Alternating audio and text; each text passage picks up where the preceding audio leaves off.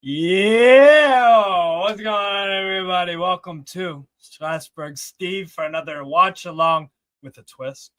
We've got the long-awaited return of one of my very good friends. I am proud to say, Tony, Cloud Gunner TV. Genuinely though, this is one of my guys. Love chatting football and life in general with him. He's given me great advice and whatnot. Genuinely.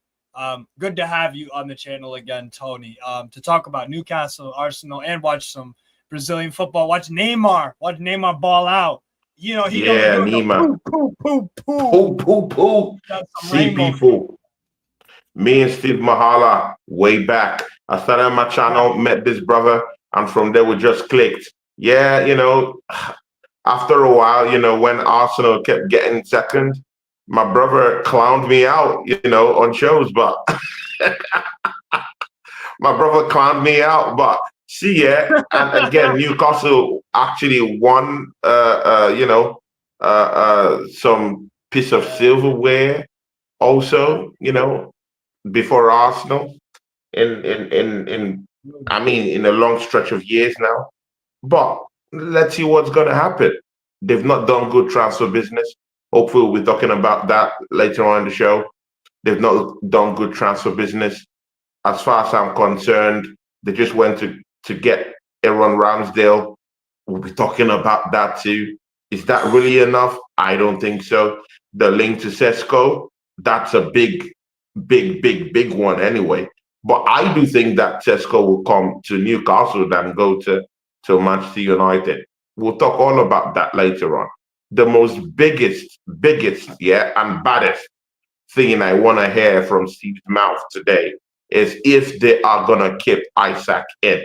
So that's a different ball game altogether. See people, smash the like button as you're coming down to the show, and just let me and Steve Mahala do the best and keep you company. I'll be here for at least for a good 50, nearly 1 hour, and that's yeah. So big Yeah. ups to you people, yeah. Big ups. Yeah, no. Big ups. But yeah, people, we are also here for some Neymar ball as well. Neymar, he's starting for Santos. But yeah, that Santos are not doing very good. It's almost the halfway point of the season. So they gotta worry about Juventude. So yeah, this will be an interesting match. Rojas is a former Benfica player. Bontempo's a decent young player. Bajal, 24-year-old goalkeeper, he's decent. And Souza. So those are the players I'd look at from Santos. But away from that, from Juventude, there's not really anybody, to be honest. But it is what it is.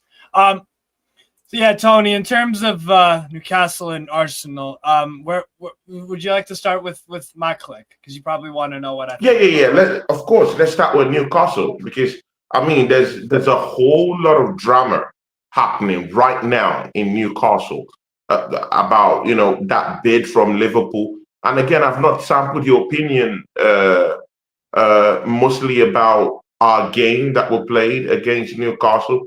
You lost at the end of that game, yeah. I mean, you saw Joe Linton. We all know Joe Linton, and he's not punk, yeah. But I mean, you could see what Max Doman did to him. Made him look straight up like a punk. But to be very sincere with you, I want to hear from you what you felt about that matchup, what you thought about Max Doman. Is it the next best thing? And Steve Mahala, you watch like I won't lie to you, yeah. You're one of the most diverse podcasters out there. I personally call you the Google of football. But I know you've seen a whole lot of youngsters ply their trade, try to break into big time leagues, yeah. Or I just also any wanted to hear from you what you felt about Max Doman, like genuinely, keep rivalry aside, what you genuinely felt about Max Doman mostly in that game. And also, I've not heard from you about Victor Gyökeres. I mean, there's a whole lot of stuff me and you have to talk about. But I'd just like you to start up with that matchup that we had that you lost 3-2. What did you feel about that matchup? So I actually didn't watch the game. I was busy at the time, but just on the face of it, I was not surprised we lost to you guys. And it's a friendly, so it is what it is. Not really too bothered about it, but yeah. So in terms of Dauman, I can't really say much, but I've heard many people before this game and before Arsenal preseason started from like Dan Potts. I've heard him Yeah. multiple times. He's been told by people at the club, this Dauman kid is the real deal at 15 years old. 15 years old, man. He hasn't So even written his GCSE. Yeah, it says a lot about the kid that he's getting minutes at a professional level, even in a friendly. That's still impressive because there are 18-year-old kids that have been in the academy longer that don't get that chance because this Dauman kid. So just off that alone, it's something to maybe not behold, but to definitely take note of and to give proper big ups to. Like he's, this kid is really he's making an impression. And that's what preseason's about for me. It's a lot about how can the youngsters on your team make an impression and give the manager something to really think about. Like this kid really deserves minutes because of how he played. So it sounds like with Dauman, it would not be a bad idea at all to have him maybe play some games for Arsenal in the upcoming season. That's what I thought about that. But like I said, I didn't watch. I'm not going to watch highlights and act like I did. But I wasn't surprised that you beat us. So it is what it is, man. But yeah, it sounds like sounds like your preseason is just kind of going about. You've got some signings in. I heard a lot of criticisms towards Gyökeres for the Spurs game. The Spurs game. That's a game I didn't watch, so I can't comment on it, whether he did good or bad. But again, people are kind of critical of that, so it's kind of that. No, that game against Tottenham Hotspur, I won't really say Arsenal played badly, but there was no urgency. And again, I keep asking the same question of Mikel Arteta. Elite managers keep asking the same question of Mikel Arteta. What do you do when low block teams show up to your park and decide to just pack 11 man in the 18-yard box? What do you do?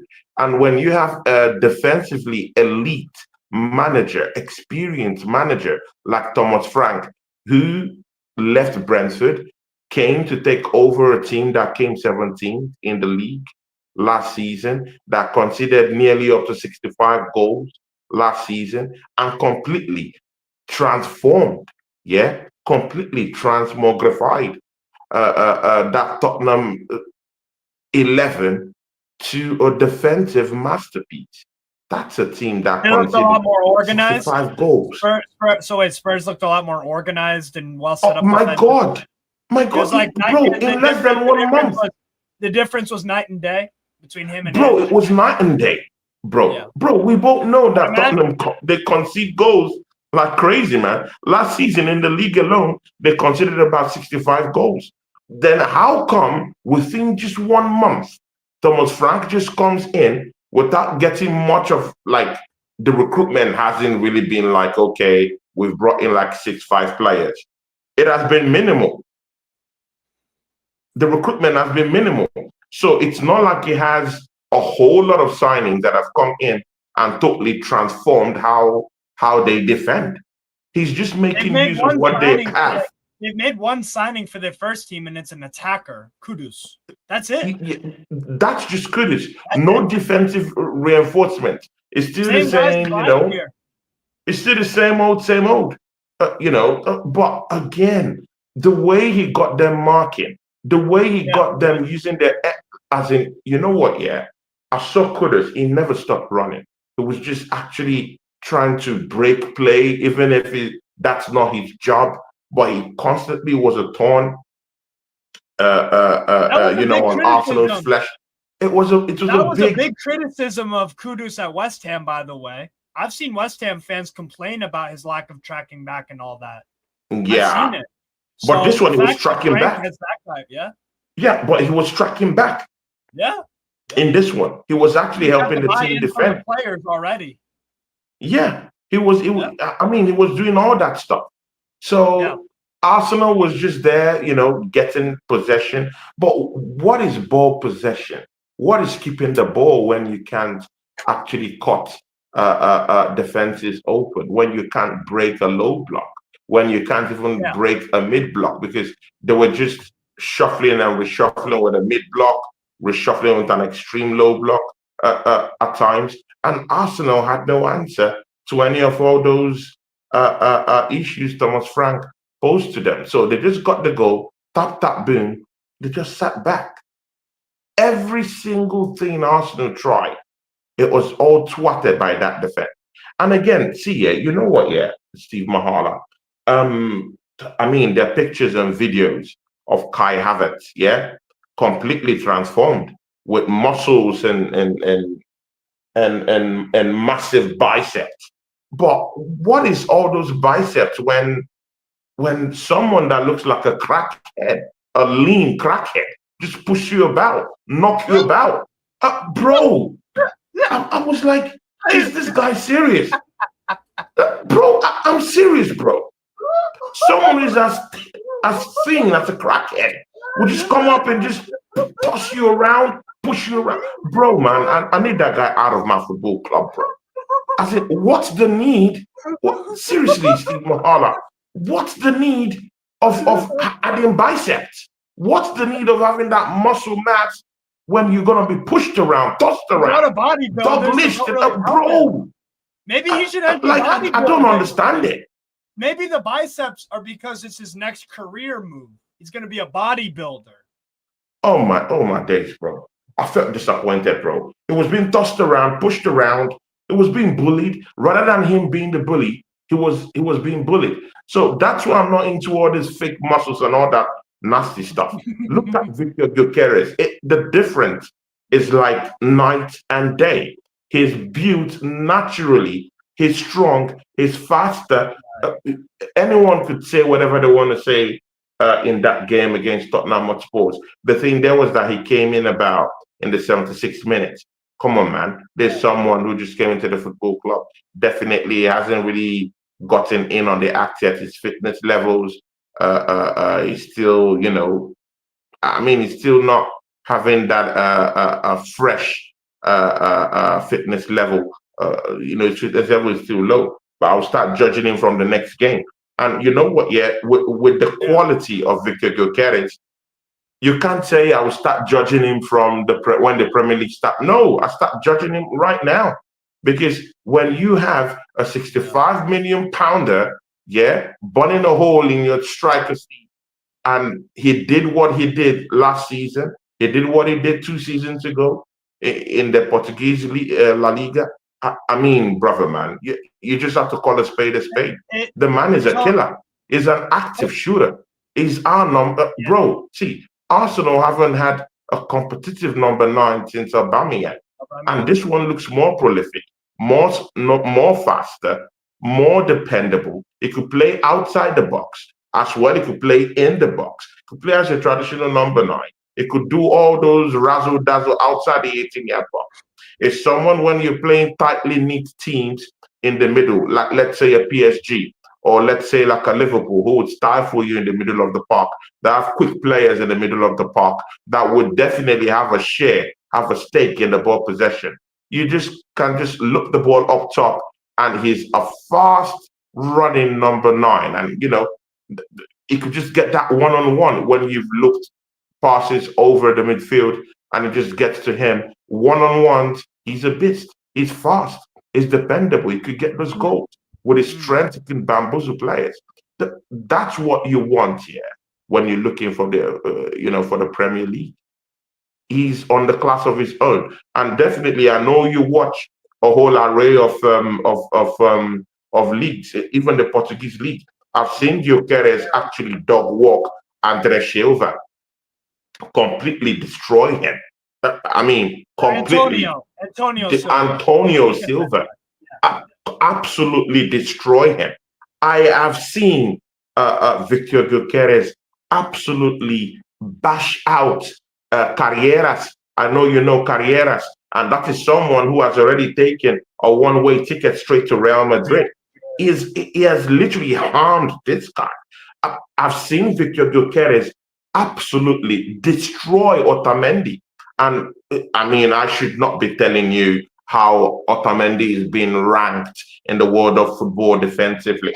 I've seen this guy completely destroy Pepe. You know what? Yeah, I've seen him absolutely put on the Douglas and actually destroy that Man City defense in the Champions League of all places. What these players have done for you: Andre Silva, Carreras, Pep, Pepe, Otamendi. Bro, these are elite defenders. These are no mugs. These are not punks. These are real big time players. Champions League as well, he did decent. These are heavy players. They're hard hitters. And if Victor Gyökeres has actually destroyed this list that I've just regurgitated for you right now, my brother, man, the Premier League is in trouble.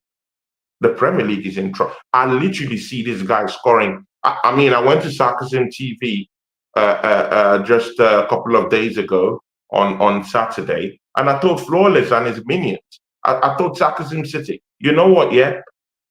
Gyökeres is going to score 25 goals. Easy. I make sure I stressed that easy in it for him to really understand where I'm pitching my tent. To be very sincere with you, Premier League defenders are in for big trouble. If we can just get Eze, who can be able to cut defenses open and literally put teams that decide to just come and sit back in that low block formation, my brother, I tell you, man. And then we have Max Doman doing his thing. We have Saka doing his thing. We have all these mobile players that could just open up defenses. It will be one way straight for Gyökeres to score goals. Do you think Mikel Arteta has the testicular fortitude to play Max Dauman in this season? I don't think so. I don't think so, man. And again, it's not like Max Doman will play the Champions. Odegaard is the teacher's pet, bro. Let's be real. Nothing against Dauman. This is directly. I get, but Max Doman, see, he's ready. The kid is 15, but his Arsenal's most technically gifted player right now. I can't name any other player that has the technical ability of Max Doman, as in right now.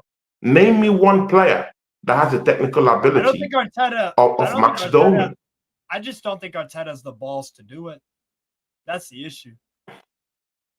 But I think Mikel Arteta likes him more than Nwaneri. Maybe. I think so. Like even in preseason games, last season, he never really used Nwaneri. He never really used Ethan Nwaneri.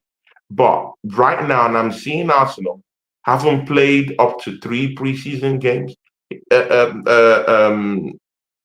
Max Doman has actually appeared in almost all of them. So there's that certain form of trust I see Mikel Arteta giving the kid. And mind you, that kid has also been playing in training games. I mean, I'll just lay this up for you. I mean, I have series of pictures and videos, absolutely showing Max Doman putting almost all the whole big wigs of Arsenal players, first-team players, on their knees, on their asses. Bro, he has already, at that age, he already commands the respect of that Arsenal team. They respect him like of grown-ass men. Exactly, bro. They already respect him. When you're hearing people like Rice giving him glowing encomiums, you hear players like, bro, in his own right, even like Bukayo Saka, forget he's young, but just hear what they say about him. I mean, bro, you can't take it away. I know it's crazy for us to be pitching our 10 or 15-year-old, but man, you can't deny.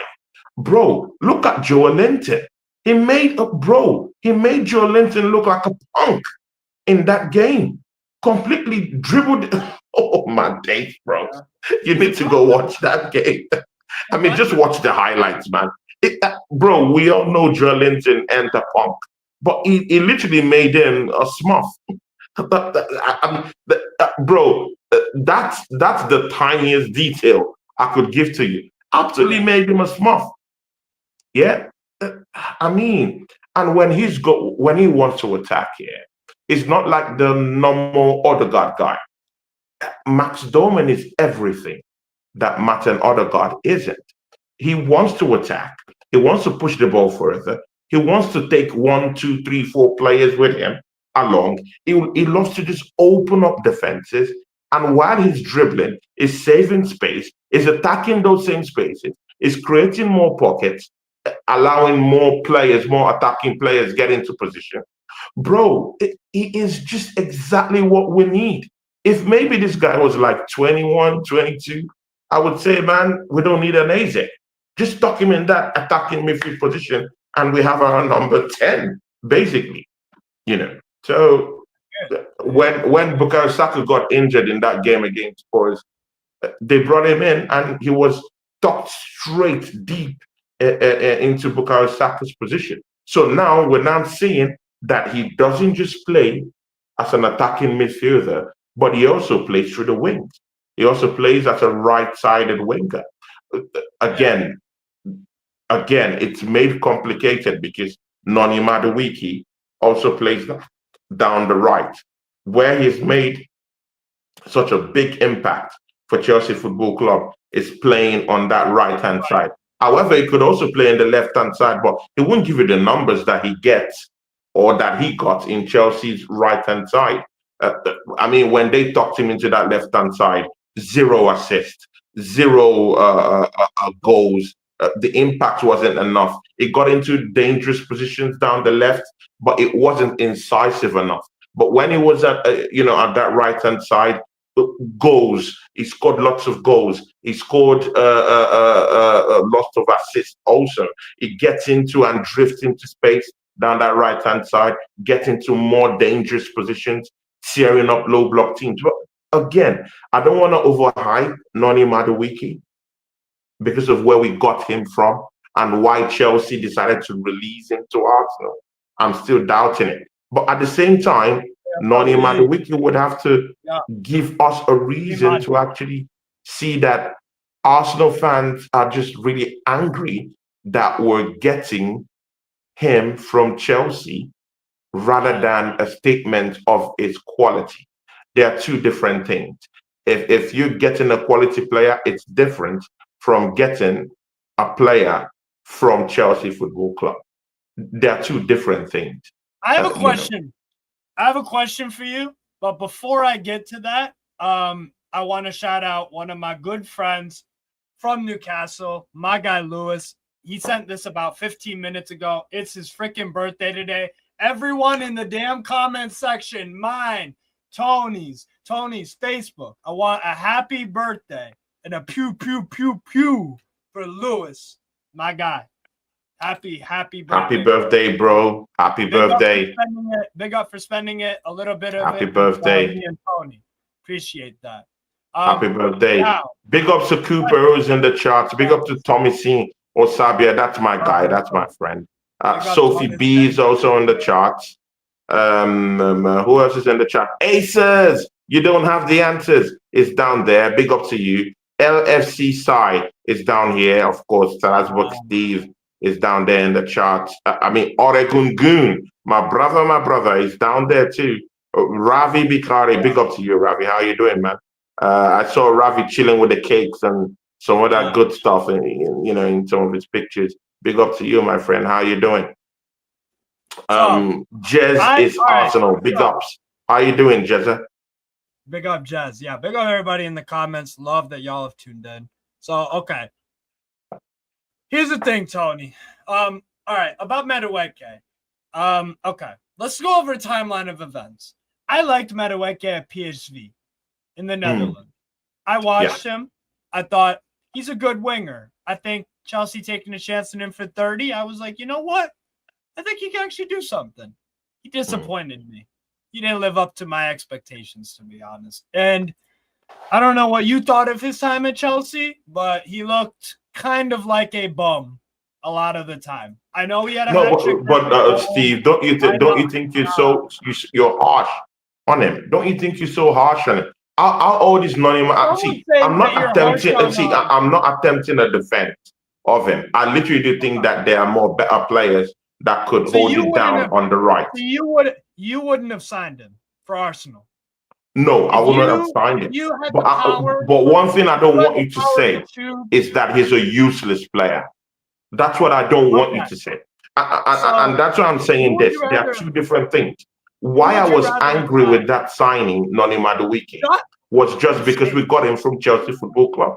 And I know that Chelsea doesn't want to give me anything good. We've brought lots of shitty players. Just look at Sterling. But Noni Madueke isn't Sterling, though. It's a far cry away from the quality of Sterling right now. It's a far cry from what we got from Willian. Yeah, to be very sincere with you. You would take Kudus over.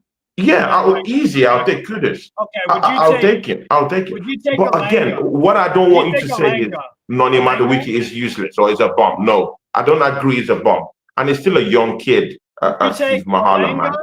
He's a young kid. Noni Madueke is not more than 23.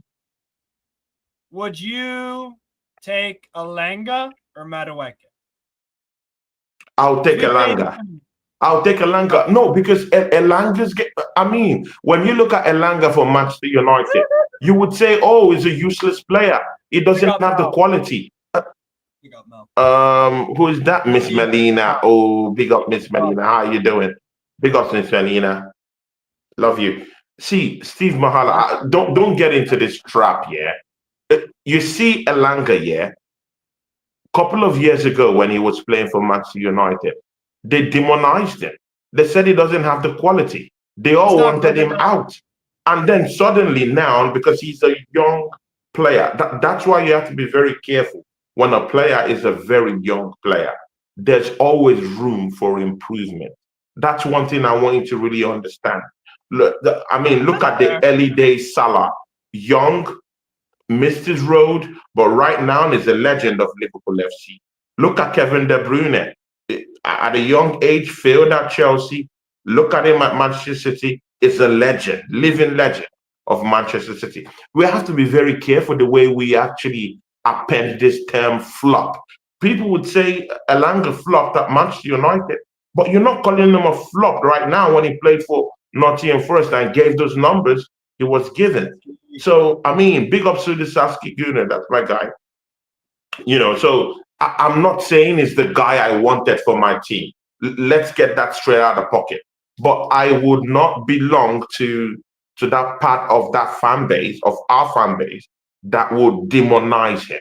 I'm not going to demonize him because I've really found out why I was hurting about that signing. And it's not about his quality per se. It's because we got him from Chelsea Football Club. I don't want any other player from Chelsea Football Club. But it doesn't mean that he's a bad player. He's not. And again, he plays down the right-hand side. So that means that he's just going to be covering for Bukayo Saka. I have no problem with that. Because Bukayo Saka always plays all the time. Tony, what do you give the signing out of 10? I will give it about a 4.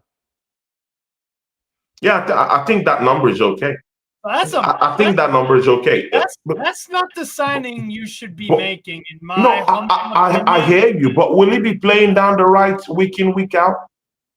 These are the questions you should be asking. That's the issue. You're buying a player for starting. You spent how much? 50 million pounds? Yeah, we spent 50 million, but it could still improve. Wouldn't you like to get a player that goes into your starting 11? Instead of a player that's barely going to play? Steve, that's what I said to you. I said I wouldn't take him. If I was the one, if it's in my own thoughts, I would have gotten a Kudus. In my own thoughts, I would have brought someone more different. But right now, Arsenal have made that mistake of bringing in Noni Madueke. So would I go pull up a broom and whip the kid? No, you support him. You get behind him. And if he flops, then you criticize him. That's how it's meant to be done. How But did you? right now, and I won't criticize the kid. Rather, what I'll do is to support the kid and hope that he transforms himself into a little right-sided winger. It's in his wheelhouse because he runs faster with the He's ball. never He's going to be quicker. better than One thing he's going to give us He is is the never going ability to to be better actually than break low Bukayo block Saka. teams. I think it's very good in 1v1s. I think it's very amazing in 1v2s. I don't know He's about good. amazing. No, see, Steve Mahala. See, I am not saying that he was the best option out there. You gave him Try to signing understand my 4 out of drift. 10. You I agreed wouldn't with have me. taken him. I wouldn't have taken him if if it was me, I wouldn't have taken him. But again, he's here, is our player. We just have to support him in it. And I've told you, I was Do you think he'll hurting do? All more right. that we got him from Chelsea rather than his quality per se. I think he's a decent player. I don't think he's a I punk. think it's money laundering. That's a different topic altogether, man. With what he did at Chelsea, that nothing at no moment, besides the Wolves hat trick, as he looked like a 50 million pound winger. At no point, we've just listed 3 wingers: Elanga, Kudus, and Mbuemo. Tosin said Mbuemo. Mbuemo's far. Bro, everybody's talking about Umbuemo this, Umbuemo that. I hear you. But Umbuemo played in Manchester United pre-season. Didn't score any goal. He doesn't look match fit. His fitness levels are down the drain. I mean, I'll take Anony Madueke than him right now. But again, see, these are big topics here. Let's don't do that. Let's don't do that. Let's see him play on an Arsenal shirt. I'm not saying it's the best we would have done. At Brentford, Tony. Bro, have you seen Mbuemo play for Manchester United? Have you seen his fitness levels? Yeah, his fitness levels is down the drain. I mean, he has a pot belly like my belly. No, seriously. Mbuemo has a pot belly right now, and we're just 2 weeks to the match. No, we're just 2 weeks to starting the new season, and he's got a pot belly like mine. What are you, Steve Mahala? What is this? Bro, I've seen him. His fitness levels aren't what we expect. I expect all my players to hit the ground running, in the first game of the league. So if Mbuemo is down there, his fitness levels are down the drain. In preseason, he's not doing that much. He's not scoring goals. Kunha didn't even score in any goals. And don't get it twisted. Manchester United played 3 Premiership teams, and they never got any of those goals from their attacking recruitment this summer. So I mean, let's be very frank and let's criticize responsibly, But again, anyone can call Noni Madueke a punk. I don't really care. What I care is what he does on an Arsenal shirt. Tony, I was asking you about Mbuemo at Brentford. Did Mbuemo at Brentford? Yeah, he's good, but don't overhype him to be what he's not. That's all I needed. But don't overhype him. Don't overhype him. Bro, no. The way you're calling him Mbuemo, you're calling his name as if it's a word beater. No, he's not a word beater. He's a decent right winger. No. You're trying to paint that picture that he's one of the best. No. Don't do that. Don't do that, bro. Don't do that, bro. We have right wingers who could actually do a job that are out there. I said, I'll restate it. I will make my statement clear. Okay. Mbuemo at Brentford has done much better than Madueke has at Chelsea, just like Kudus, just like Elanga, just like who was the other? Who's the other right winger we were talking about? Mbuemo. Mbuemo, Kudus, and Elanga. Yeah. I hear you, bro. But again, don't you forget that in a Brentford team, Mbuemo is the go-to guy. Imbuemo and Wissa are the go-to guys. Since when Tony left that football club, who's the guy you get those passes to? It's Imbuemo. Who's the guy, the second guy in that team you get those passes to? It's Weezer. Noni Madueke wasn't even really that person you want to get the ball to. So you can't really just say you can't. I think it would be a very, very distasteful comparison when you are comparing Mbuemo to Ononi Madueke. They don't have the same status in their team. A Cole Palmer has a more bigger status than Noni Madueke in that team, not because of the fact, yeah, that maybe he plays more games than Noni Madueke, but it's in the fact that he is a go-to guy for Chelsea, the same way an Embuemo is to a Brentford. They would always send the ball down to Palmer. He's the guy to create magic. He's the guy they want to get all those balls to. Noni Madueke might not be that guy, but again, at Arsenal, he has an opportunity to come up with the goods. That's what I think. He has that big time opportunity to come up with the goods. And again, I don't want to see him in the left hand side, but I mean, right now you could just actually you could just put a hologram in our left hand side because we have complete clowns down there. So I don't even really mind seeing on the Madueke in that left hand side if we don't bring But in any if you we don't do bring in mind. any player. What You do we do. have to You do. lose? What do we have to lose? Martinelli is producing stinkers every week.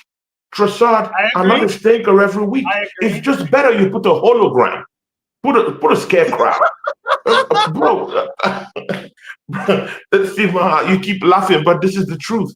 I mean, just put a scarecrow down the left hand side because because we or hologram of anything scary down there in the left hand side because Put a bro fucking it's scarecrow. useless.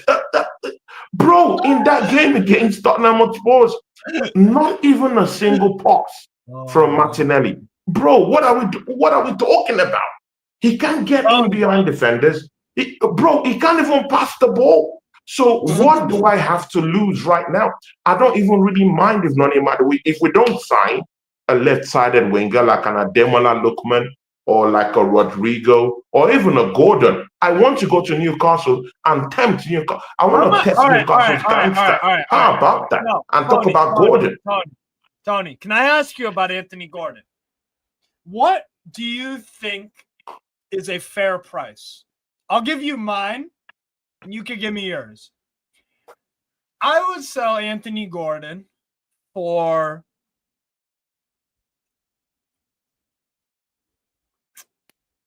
£70. Nah. Come on, bro. All right, how No, much would that's too much, bro. Come on, you man. gotta consider how much we bought him for. Do you know No, how I much we know, bought I him know, for? but he's not a 70 million player. All right, how much You did you know, pay for him and why? I evaluate him.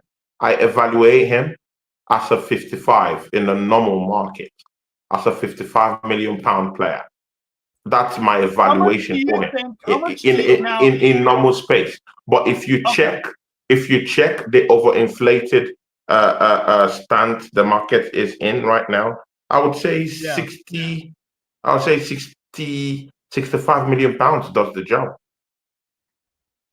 How much do you think Newcastle would want for Gordon? I'm gonna They get would you the want figure we paid for him. they would want within We 67. paid. They By would the way, want within 67. So you could actually do. we paid 40. We paid 40 million pounds for him. Add-ons get it up to 45. Yeah, but if you post up maybe if you post up 40 million in the first installment and plus add-ons and every other thing, do a deal that will bring him total package 60 million. Newcastle will listen to you. If you take a deal or a proposal to Newcastle worth 60 million pounds, pay 40 in cash first, and the remaining money should be in cash and in add-ons. They will listen to you. That's a decent price and evaluation for Sure. Gordon. And by the way, I rate Gordon. I Okay. absolutely rate Gordon. He's fast, he's quick, is a dependable player. I think he's better than all of your other Slightly, left wingers. his I think that injury he's a great record, player. his injury record scares me just a little bit. Yeah, just a little bit. He has all these Look little it up. niggling Look that up. ankle injuries here and there sometimes. Not Nothing that crazy, much. bro. It's nothing You said crazy. It's you nothing said? crazy, though. His injury No, it's record, it not. ain't. But it's not really that mad. But I don't think he's been missing from some certain games for you, like last season, last 2 seasons. You know what You happened, know, actually, Tony? All right, I'm gonna take you back to I'm assuming you're talking about he missed the League Cup final versus yeah, he Liverpool, right? missed exactly That games wasn't like an that, injury. important That games wasn't like an that. injury. That wasn't an injury. What happened was, and I'll actually pull it up right now. What happened was we had a Brighton. We played Brighton in the FA Cup at home. He got a petulant fucking second yellow card late in the game, and we went to extra time with Brighton. And eventually, we lost because fucking your man, Welbeck, he scored against us. He scored a dagger. So Hmm. Gordon got a red card, and as a consequence, he missed out on the next game and the next game and the League Cup final. So that's why he's missing there. Because his injury record, I'm looking at it right now. I'll pull it up for all of you as No, well. his injury. I'm not saying that his injury record He's is missed. woeful, He's but I'm missed saying he's missed some couple of games. one goal, I would be one wary goal, about some of his injury one concern. nothing, He has a niggling ankle problem. 4, You know, 6, 8. He's missed 12 games for us in 2 seasons. in 2 seasons, not bad, but sometimes he always has these concerns here and there. But again, I would take a Gordon straight into my team, and he walks straight into my left hand side. Like I've said, I would prefer we put a hologram down there in the left hand side. That's to tell you, I would take anyone who could run at defenders, who would put his face up, take a leap of faith, just run, get in behind defenders, cut in deep. I mean, just be a part of the team down that left hand side, because our left hand side, nothing is going on down there, and that's why most of the time Miles Lewis Kelly has to actually leave that left back position and invert, because nothing is coming through that left hand side. And the most annoying thing is that whenever Miles Lewis Kelly actually drifts into space to get inverted into the midfield, he doesn't actually look for that pass at the left hand side.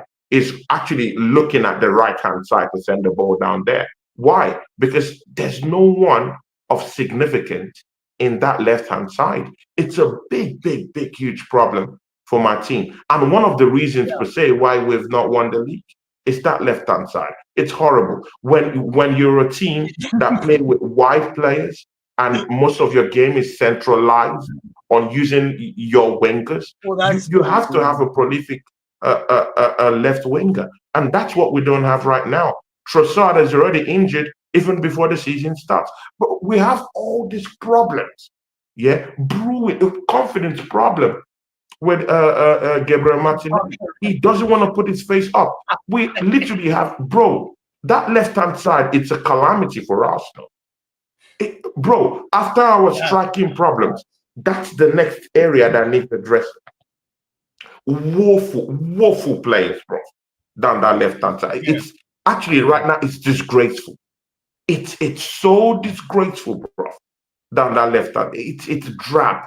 I mean, I hate talking about it even on my stream, because we've complained about it. We've complained about Martinelli. We've complained about Trossard. Bro, these guys are not doing anything. Just, bro, it's horrible at this rate. Yeah, let's just go and beg Arsenal. See, Mikel Arteta, do the right thing. Just for once, do the right thing. Go to Atalanta, beg, go on your knees. You're not, bro. You've not won any Premier League titles. What's the pride for? Go to Atalanta, go on your knees and beg for Ademola Lookman. How about that? See, Arteta, okay, Hey, good. Tony, could Just you do the answer right this? thing. Hey, Go to Tony, Newcastle. Beg could you answer? Newcastle for Gordon. Could you answer this question from Sophie? Are Arsenal getting Eze? And what are your thoughts on Eze? Let me know what you think of the player, and do you think you'll get him? See, I think we'll get Eze. But see, this is the catch. This is the problem. I rate the Eze very much. I want him to be at the football I think club. he's a good player. Yes. Yeah, he's a great player. I mean, you can play him as an attacking midfielder. He'll do the job real well. He would actually push out Martin Odegaard out of that number 10 position. Because as you can see, Martin Odegaard, pass back, sideways pass to David Raya, snots on his hand, rubs it on his hair, dresses the ball like 30 more times, does a Cruyff turn, and then it all goes away. I mean, bro, what is all this? I want a player who would be my number 10, yeah, per se, but is mobile enough. Odegaard isn't as mobile as we think. Just because he holds onto the ball for quite too long than I want my number 10 to hold the ball uh, and make certain turns, you know, then people think he's mobile. He's not. He's a static midfielder. And again, when you have someone like Odegaard, yeah, that everything, yeah, that happens for him in a game is just because of Bukayo Saka. Yeah, Good pass. he's Good pass. always situating himself in that right hand side. Steve, he's always situating himself in that right hand side. Modern day number 10s are mobile number 10s. 10s that move around, mobile enough, are in the right hand side, are in the left hand side, trying to create magic everywhere around that space. Right. But Eze is not static. He moves as an attacking midfielder. He can dribble players, technically gifted. And again, you can when you bring him to the football club, you can say, okay, good. On a good day, maybe we want to play Martin Odegaard in that number 10. And we can say, okay, we already have a hologram down there in the left. We can tuck him down the left and just allow him to invert with his technical abilities. It could draw players from the left hand side, while Bukayo Saka is causing damage down the right hand side, and literally get into space that would open up low block teams. Eze is key to open up low block teams. Eze is key to opening up low block How much teams. do you think So you'll suddenly, improve? you said, How much do you think you'll improve if you buy Eze and play him over Odegaard? we'll win the league. I don't think that happens. We'll win the league. Odegaard will start and maybe Eze plays left. Nah. He won't start. No. Bro, you're failing to understand that Mikel Arteta's job is on the line. I don't think it is. Are you sure? Yeah. His job is on the line. It is. You know what? Yeah, Arsenal is assembling a team. You know what? Yeah, Arsenal is assembling a team of super soldiers. I mean, guys, just go look at my other show. I talked about this in depth. Arsenal is assembling a team of super soldiers. Gyökeres, super soldier. Bukayo Saka, super soldier. Zubimendi, super soldier. Two of the hottest center backs in Europe. Yeah, back to back. Gabriel Magalhaes, Saliba, Timber, one of the best right backs out there. Bro, these are super soldiers. And if we add Rodrigo, Gordon, and Eze, it makes it a more super team. So what I'm saying is AC Milan assembled a team of super soldiers. They don't care about the coach who's down there. The individual players just show up and win the league. I've seen AC Milan assemble super soldiers when the Shevchenkos were there. When they've assembled players here that have won them league titles, and they don't even care who the manager is. Just assemble the players in, and they win you the league. Same thing with the Galacticos. No one cares who coached the Galacticos, but they got their hands on league titles at the They time. underachieved. Yeah, maybe not the Champions League so much at Are that you time. talking about early 2000 Real Madrid? Yeah, yeah, exactly. That's what I'm They talking about. underachieved. You That said team underachieved. That team underachieved. No, it underachieved, but they still won title. By the they way, did. Yeah, but it wasn't. It wasn't. That it was wasn't. supposed to be. I That was get, but supposed they to be won. the No, greatest no, show of no, no, sports. no, no. I'm not talking of. I'm not talking of world beaters. I'm talking of they won something. Arsenal don't need to think about being world beaters. They just need to win something. So the Galacticos assembled a team of super soldiers. They won a title. AC Milan assembled a team of super soldiers. They won titles. We don't care who their manager was. I've seen an FC Barcelona team assemble a team of super soldiers. Yeah, Messi didn't even have to care who the coach is. What just has to happen is show up with your minions. Yeah, Messi, show up with your minions. When I'm talking minions, I'm talking of Busquets.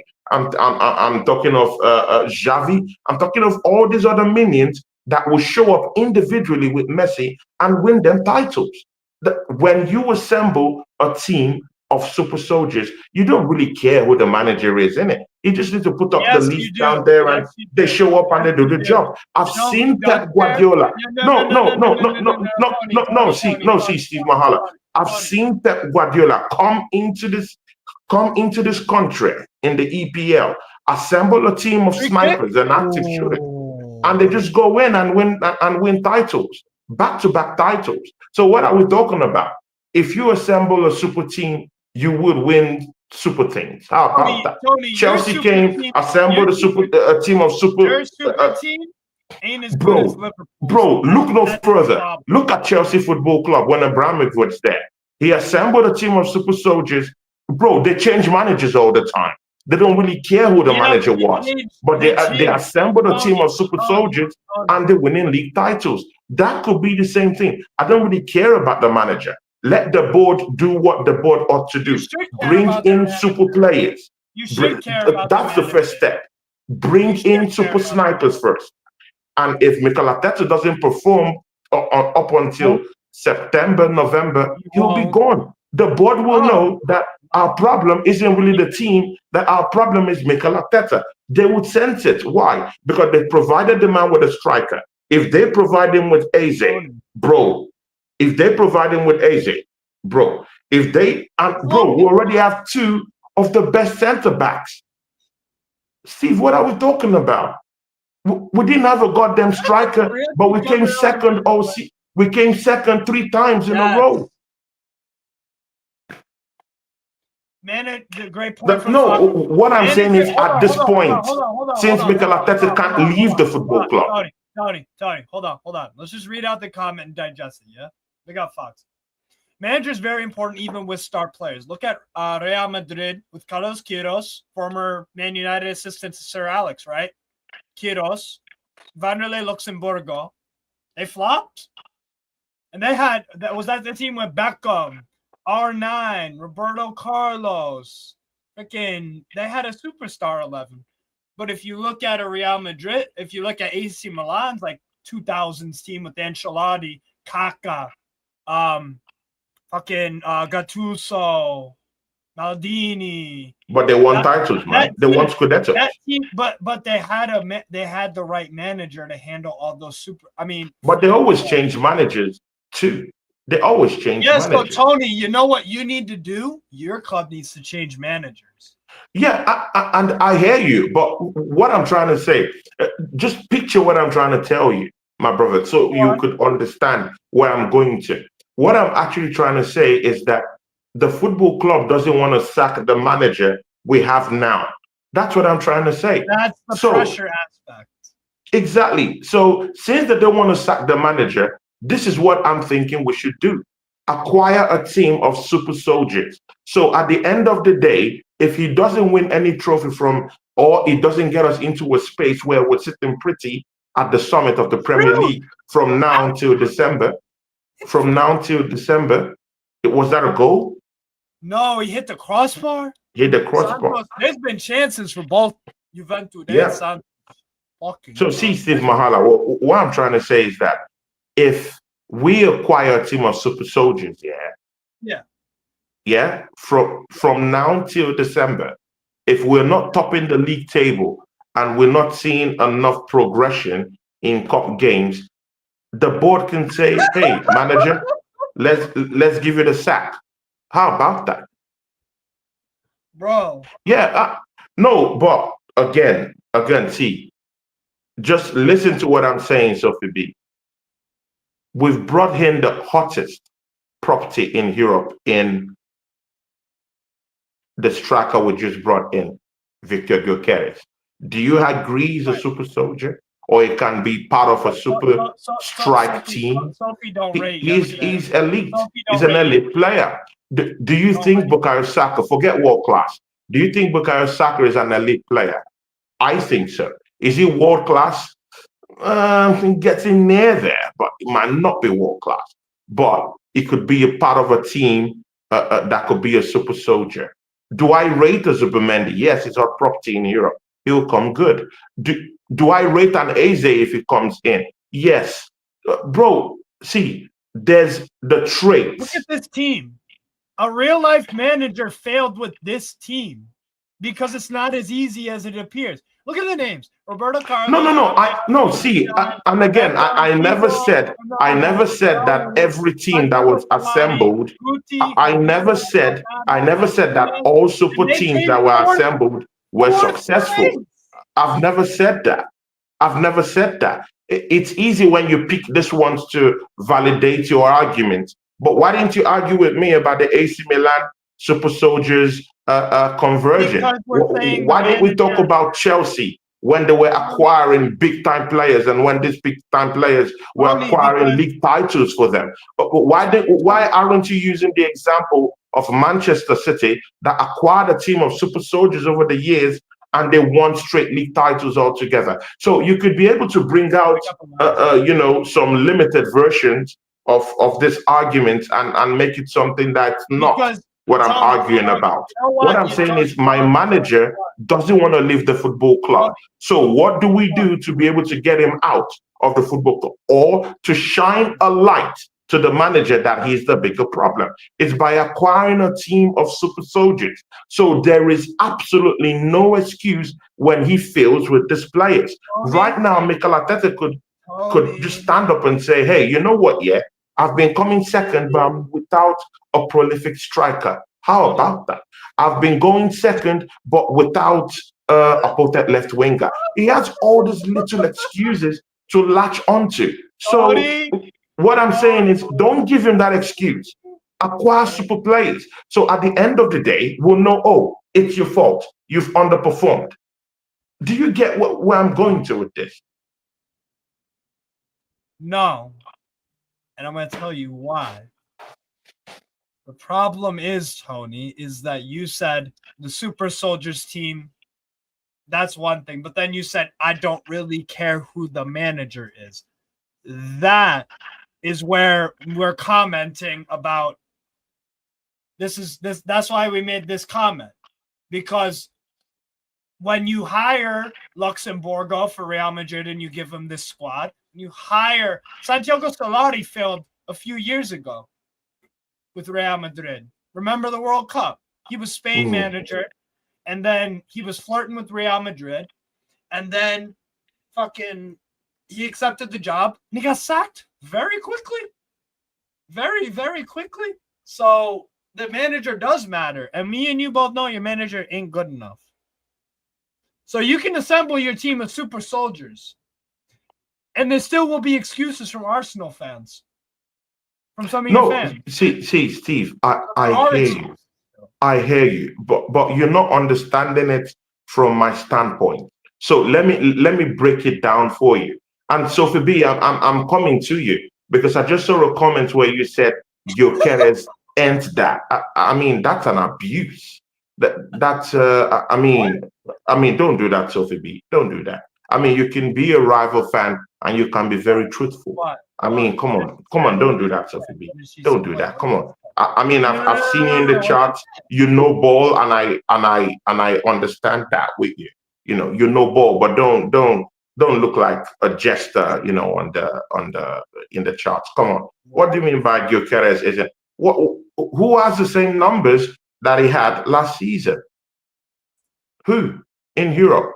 Nobody. Everyone wants to talk about Ekitike and claim it's the next big thing. But his numbers and Isaac's numbers was totally dog walked by Gyökeres last season combined. Let that sink in. Since you're someone that has football knowledge, then let that start sink in. Victor Gyökeres outscored Ekitike and Isaac last season combined. So what are we talking about here, Sophie B? Do you think Gyökeres? I mean, what are we doing here? What are we doing here? I mean, don't do that. Don't do that. Don't do that. Don't disrespect Gyökeres. How about that? Is Victor Gyökeres good at headers? He said what? Is he good in the air? Oh my God, Steve! Yeah, you're a detractor. Steve, really, you're a detractor because you know that is actually his heels. You know that. That's why you're bringing that up. But yes, because just Tony. I want you to answer I'm not setting you up. No, but that's a clear setup, bro. You're grassing me up because you do know that Gyökeres aerially isn't that guy. So but again, I hear you. Many Premiership legends who were strikers never did score lots of goals with their head. Many Premiership strikers aerially weren't good enough in the air, but were still decent enough with in grand worlds when scoring goals. I hear you, but again, see, we got Brian O.Z. Gyökeres will come good. You don't have to be an aerial beast. You don't need to be an aerial beast to blast off 20 Premier League goals. If you have quick feet and you have a clear footballing brain, bro, imagine Kai Havertz and Gabriel Martinelli lose 1v1 super chances, maybe not just ordinarily 1v1, but clear-cut chances between themselves, about 18 clear-cut chances. Now, give those chances to a Victor Gyökeres. He puts 14 in the net. He's that good. He's fast. He's smart. He could play outside the 18-yard box. He could also play in the 18-yard box. You can situate him. He could be a traditional number 9. Yes, I hear you. Aerially, he might not be the guy, but it's not that he doesn't score with his head. He scored some goals with his head, but it's not his high point. How about that? But he does every other thing to compensate.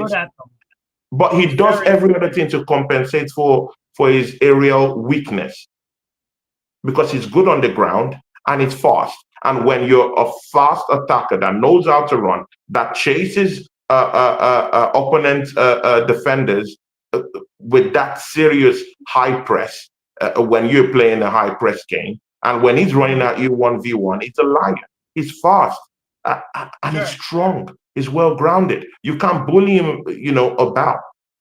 But I mean, it depends on how you want to see it. And he scores penalty goals. So if he's not doing quite well aerially, but on the ground, he could put the ball to the ground and score goals, I'm okay with it. And he's a fast player. When you're fast, you compensate for that aerial weakness. Speed is who is he quicker than in the league? Speed. Like what do you mean? It's quicker than Haaland. It's quicker than Haaland. What are you talking about? It's quicker than Haaland. I disagree with that massively. Bro, he's quicker than Haaland. What are you talking? It's far quicker than. Have you seen Gyökeres run? No, you watch the Portuguese league. What are you talking about? It's far quicker than Haaland. Bro, you are underrating Haaland's speed. Tony, you know what it is. Just because Haaland has outscored every cylinder in the Premier League doesn't mean he's a fast striker. Doesn't look quick. The only reason why Haaland doesn't look quick to the naked eye is because he's so goddamn tall. Like when you're small, like an Insigne, he's 5'4", and he you can see his speed, bro. When you look at Haaland, Haaland can run very. But it's not facts though. It's still relative. It's not facts though. Factually, Gyökeres is faster. More faster than Haaland, and that's a fact. What metric? Kilometers an hour? I mean, go do the maths, man. Go check it out. It's a more faster player. It's a more faster player. Bro, we all asked him because he's an Arsenal player. Then you just throw shade and throw hate at him. Bro, it doesn't work in that way. Come on, man. So, bro, I've heard you overhype Gyökeres before we even brought him in. And right now, he's now useless. The same thing Manchester United and Newcastle fans are doing right now. Before, when Sesko was about to come to Arsenal, all you guys said is useless. And right now, Newcastle fans are there leaking the boots for rump shaking for Sesko to come. Bro, what are we talking now? Sesko is the next big thing. But when he wanted to come to Arsenal, he's useless. Bro, this discrimination against Arsenal, it's too bad. It's horrible, man. Right now, Man United fans are tapping their bums for Sesko to come in and play. But when it was Arsenal going for him, he's a useless player. He's young. He's not ready. But he's ready for Man United. He's suddenly ready for Newcastle. Come on, bro. We see through those corners, bro. We see through all those corners, bro. Leave all those things. Before, you were always saying Gyökeres was good. Suddenly now you're talking of aerial ability. Suddenly now you're saying he's not so fast. Bro, what are we talking about? But a couple of months ago you said, he's fast, he's dependable, he could score goals. Bro, man, what are we doing? Let's always come correct. Anyways, do you want to know Victor Gyökeres' top speed? This is UEFA website. You want to know? Yeah, check it and compare it to Haaland. Haaland. All right. So I'm gonna post it right now in the chat. According to UEFA, I'll put the link in as well. Gyökeres top speed is in kilometers an hour, 33.41. Okay. There you go. Okay. What do you think Haaland's is? I don't know, but I don't think it's faster. I don't think it's faster than Gyökeres. 33. What? You don't think it's above 33 point? No, it could be, but not faster than Gyökeres. Not faster than Gyökeres. Okay. All right. You sure about that? Are you sure? Bro, I'm sure. And even if you got favorable numbers there, it's fake news. Bro, we have fake website. Bro, it's fake news. Are you sure? So, bro, no, it's fake news. No, it's fake news. Hold on. You cannot tell me the UEFA. That's a fake website. Go bring the original website, bro. No. Bro, that's fake news. You want to see what Haaland's is? You want to see what Haaland's top speed is? Bro, those are lies, bro. Leave that stuff. Wait, bro. why is it a Those lie? are lies, bro. I don't believe them. I don't believe the numbers. I believe what I see with my eyes. Haaland runs the Frenchman close at 36.3 kilometers an hour. I'm going to say that again, people. I'm going to say that again. Erling, bro. Steve Mahala, man. 36 miles an hour. Oh, shit. That's video. Fuck my life. Okay. Ignore that. 36.3. So he's not quicker than Haaland, is he? If we're gonna go on that. Bro, that's fake news, bro. Leave that stuff. That's fake news. But again, bro, how did they check that? How did they check it? What was the parameter from where to where? Bro, leave that thing, man. We both know. You know it's faster than Haaland. You know this. No, he's not. No, he's not. On the eye, he is not quicker. Bro, Gyökeres is quick. I'm not saying he's slow. Tony, it's okay to make mistakes. You just underrated Haaland's crazy speed.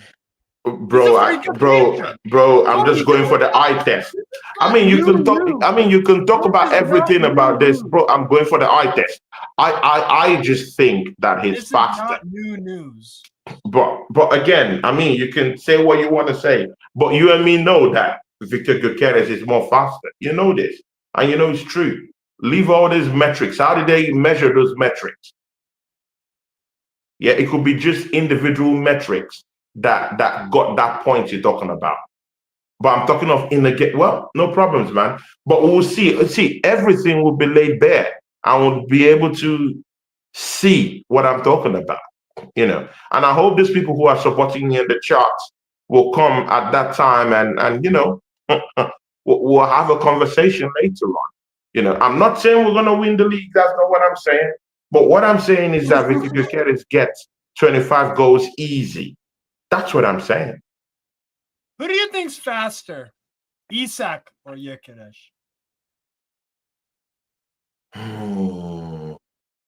Man, Isak is a fast striker, man. Okay. He's fast. Okay. He's fast. You think it's faster? I mean, judging from my own idea, and again, don't get it twisted. If you give me an Isak, I would have taken him in place of a Gyökeres. You know why? Not because I think that he's better than Gyökeres, but I think his brand of football suits Arsenal better than a Gyökeres. Does that make sense to you? Does that make sense? It's not that I feel. Tony, you need to it's not that I feel it's more better than Gyökeres. I just feel it's more better suited for Arsenal than a Gyökeres. Does that make sense? You think of what? Sorry? I'll come again. Okay. I want an Isak, personally. I would have taken an Isak before I look onto Gyökeres. It's not that I believe that Isak is a more better striker than Gyökeres, but I believe an Isak is well suited to play at Arsenal than a Gyökeres. Does this make sense? He fits our style of play more than a Gyökeres would. Yes, Isak, yes. That's what I'm talking about. So I'm not differentiating them in terms of ability or whatnot. I'm differentiating them according to how I feel they would suit or harmonize in my team. I think if we got an Isak, it's easy. He would adapt to Arsenal quite easily. But with Gyökeres, you still need to fix one or two things for him. Number one, an attacking midfielder. You have to bring in someone like an Eze who can I've been trying to say this. I've been trying, Elijah. I've been trying, bro. Arsenal's Curses and Gyökeres can't hit the ball. Do you see the issue? Do you see why people think he might flop at Arsenal? This isn't Arsenal hate. This is bro. Who's a really good? All right. Who's a striker that comes to mind who's very good in the air? Very good. Who's a striker that you rate aerially very highly? Maybe a Haaland. I rate a Haaland in the league currently right now. I rate a Haaland with his head. What do you think the reaction from people would be if you somehow signed Haaland? People would be terrified, right? Yeah, sure, definitely. Because not only can he do the running in behind, can he do this, the acrobatic finishes, the most freaky things you've ever seen a guy that tall pull off. Not only that, Tony, in the air, he is dominant. He can score with his head for fun. Yeah, I hear that. When you buy a player that's not great in the air, and a lot of your offense is predicated on balls in the air, don't you think that's a bit of an issue? Osimhen aerially is great. He doesn't score more goals with his head, yeah, but he's aerially potent enough. But he scores usually with his legs. So I mean, you can throw all these permutations up and down. Victor Gyökeres has other qualities that could compensate for the lack of aerial ability. I'll just throw it to you.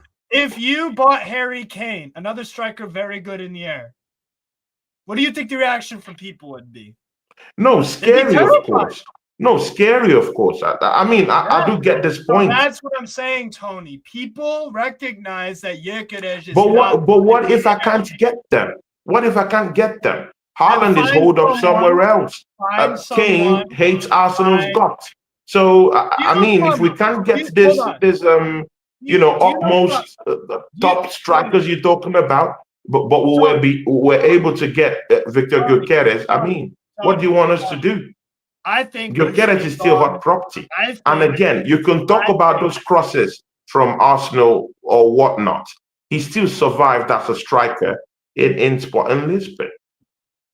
There were crosses coming from here and there, but Yeah, because he he's didn't score fast 'em. enough, he was He able to didn't convert score. those goals. So now maybe those balls here that comes in form of crosses, it could, because he has a quick footballing brain and is very fast. He just needs to chest the ball, tap tap boom, before you know, and he's very fast. That's what I said. If you're not good aerially, you have to have other qualities that makes you compensate for those lapses, that makes you compensate for aerial inability. So your fastness, your swiftness, and your physical nature could actually give you an edge over those players that have per se aerial ability that gets them far. So he has all those other things that could actually help him out rather than being an aerial beast. We have Kai Havertz, who's an aerial beast, but can't score with his legs, but doesn't have a footballing brain. So what's the need of having a striker who has aerial ability, but can't get you the goals that you need to win the league? Those are the differences. People, Kai Havertz scored nearly half of his goals with his head. Nearly half of the goals being scored by Kai Havertz is scored aerially with his head. So what is the need of having a striker per se who's good in the air, who scores most of his goals in the air, but can't win your goddamn league title? No one said most of his goals. He can't win you a goddamn league title. So I would prefer even Tony, someone he's not who even the could best striker. compensate. He's not Tony. And I want you to listen to me seriously when I say this. He's not, I don't even think Gyökeres is the most talented striker in Portugal right now. I think that's Vangelis Pavlidis. You can tell me the goals. You can give me the GNA numbers. That's wonderful. But I'm sorry. If you've Bro, you're biased. No, you're biased. No, you're not. No. Steve, don't do this. Don't do this. No, Steve, don't do this. Don't do this, man. Bro, you're bigger than this, man. You've got more respect than this. Don't diminish your record, bro. No. Don't diminish your respect just because you want to be you want to be the super villain in this story, bro. Don't do that. Don't do that. I mean, don't do that. Come on, man. Why? So just because Gyökeres signed for Arsenal, suddenly, he has all these lapses you're talking about. Bro, I can bring so many videos of you gloating about Victor Gyökeres, even in watch alongs, gloated, absolutely gloated about Victor Gyökeres. Really, and right now, I'm seeing a Steve Mahala that is actually acting as if Gyökeres is a flop. What is this? Steve, have you been cloned? Because I mean, you folks down there, yeah. I mean, the United States. I mean, I'm hearing that the Tesla boss is actually cloning people these days. I mean, bro, I hope you're not a clone. I mean, I hope you're original. Where is my Steve Mahala? I mean, I'm hearing different people being cloned. Have you been cloned? What is this? Smash the like button, people. I mean, if you're liking the show, smash the like button, people. Me and Steve, it's always absolute jokes. Don't take things seriously down here, people. Do you want to hear me out? Okay? Mm-hmm. You want to hear me out? Okay? Hear me out. All right. I think Vangelis Pavlidis at Benfica has a more all-around. He has a more impressive all-around skill set compared to Gyökeres. Here's a question. Who do you think has a better skill set as a footballer and a striker? Harry Kane or Victor Gyökeres? No, see, Steve, these comparisons you're doing are completely unfair. No, no, no, no, They're, no, no, they're, no. they're Just answer the completely question. Just answer unfair. the You question. know Just answer why? the Because question. Answer because the question. you're pitching a guy You who has answered the played in the question. EPL, Tony, who has won the Golden Boots in the EPL. Definitely, no matter how you paint that record, his record would trump Victor Gyökeres, mostly because there's a bias in English football for who gets the Golden Boots in England. So there's no way I'm gonna tell you or argue past that he's better than Kane. It's not possible.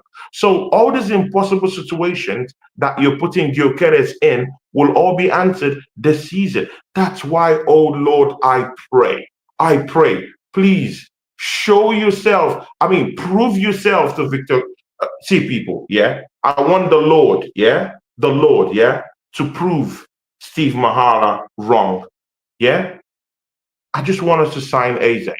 When we sign AZ, Steve, come back to me and ask me the same question by December about Victor Gyökeres. That's all I would say to you. What I need, see, just go look at him at Sporting Lisbon and look at what they have in the middle of the park. The attacking midfielder that they have, how the balls go straight to him, and how he scores most of his goals. He's fast. You just need an attacking midfielder that understands him, that feeds Can him you answer lots my of question? incisive Can passes, you hold and on? then you will see the beast in Victor Hold on. Gyökeres. Because I believe in its fast ability. When you're fast, you can actually take on defenders. I agree. You can actually go behind defenders, do lots of work down the left-hand side, come down through the wings. Bro, he can do all these things. I've seen him do it. So, but Hold on. again, Can I get back to my point? Can I get back to my point? yeah, sure. Just answer the question. Who do you think has a better overall skill set as a footballer, Harry Kane or Victor Gyökeres? Just answer the question. Well, bro, I told you that would be biased as F, Just answer the bro. question. But again, I would just say it's Kane, no problem. I would say it's Kane. Okay. Cool. All right. What about if there was a striker out there that had Kane's skill set, but he just wasn't as good? So we'll say 75% Harry Kane or Gyökeres. Who would you take? Bro, see, man, to be if we're doing non-biased talk, it will always be Kane-like. Okay. If you have a striker of Kane's ilk, you'll take him. Aerially, he's good. He scores with his head. He can bring other players into the mix, and he scores with his legs. And overall, is an overall leader in the team. You definitely pitch your tent towards a Kane than you would pitch towards a Gyökeres. But again, don't forget that Gyökeres is fast and he can score with his legs. And in overall gameplay is a far distant striker. Far distant striker. But again, you can say all these things about Kane, Haaland, or whatnot. He's going to be playing the Premier League. Judge him after the season. Nah, that's all these things you're saying now, yeah, bro, you don't have the numbers. You don't have the proof. You don't have the evidence that he's going to flop in this league. So let's see him. Whether you like it or not, people are judging him. Yeah, see, those judgments will come, but let him play in the league. Let's see him play. He's made his name already in Sporting Lisbon and Coventry. Let's see him play in this league, and then you can really judge him per se. You don't just watch a game against Tottenham Hotspurs and then, oh, he's now on the flop. I mean, how do these guys watch football? I mean, do these guys watch football from the back of the TV set? I mean, let's be frank. I'm already seeing people calling him a flop already just because he didn't score against Tottenham Hotspurs. What kind of people are these people? I mean, let's watch him. I mean, just judge him from now to December. How about that? From now to December, we'll get this in numbers and see, okay, this is how we judge him. This is his goal scoring rate. This is how he helps the team. Because I don't only classify strikers by the kind of goals they score. I also classify strikers, not even by assist, but how much do you help the team? How much are you a leader? How much do you bring that team around in getting goals scored? What's your overall contribution? That's how I judge a striker. So let's see what happens. Let's see.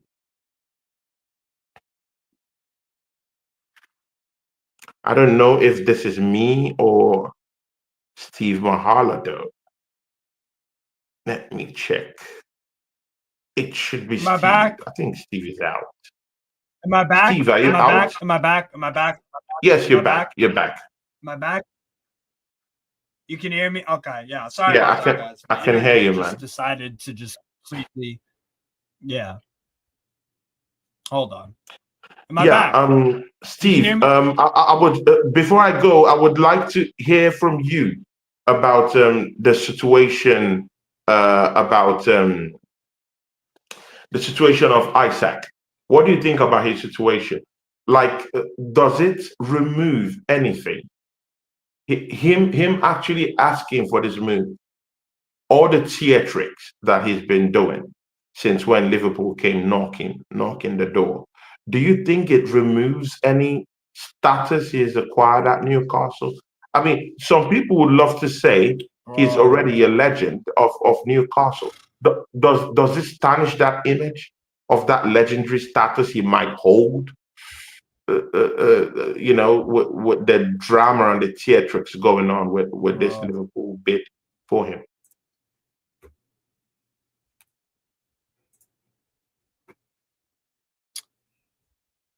Yo, Steve, man, Steve just keeps going, but hopefully he'll get back. But people, it's just quite simple. This Isaac thing has the capacity to actually tarnish his image. That's what I really think. But I don't know what Steve Mahala am I thinks. back? Steve, you're Am I back. back? Am I Talk back? to All us. right. Sorry about Yeah, that. you're back now, and I Well, can hear you clearly. I Yeah. apologize for the internet fucking up. Apologies about that. What did you ask me in short? Sorry. Yeah, what I was saying is, I mean, since Liverpool came to drop that different knock on the door for Isaac, and the whole theatrics happening right now. Him, I mean, just ghosting away, trying to engineer this move. Do you think it takes away from the status he's already acquired at the football club? I mean, I would like to say personally, he's won a trophy with Newcastle. They hardly win trophies. So I would, and the kind of goals he scored for Newcastle, I would like to put him on the pedestal of becoming a legend, or on that road to say he's a legend of that football club. He's won a title with them.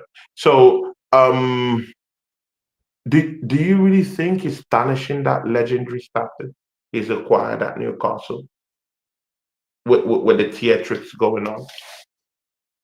What about it with the theatrics? Sorry.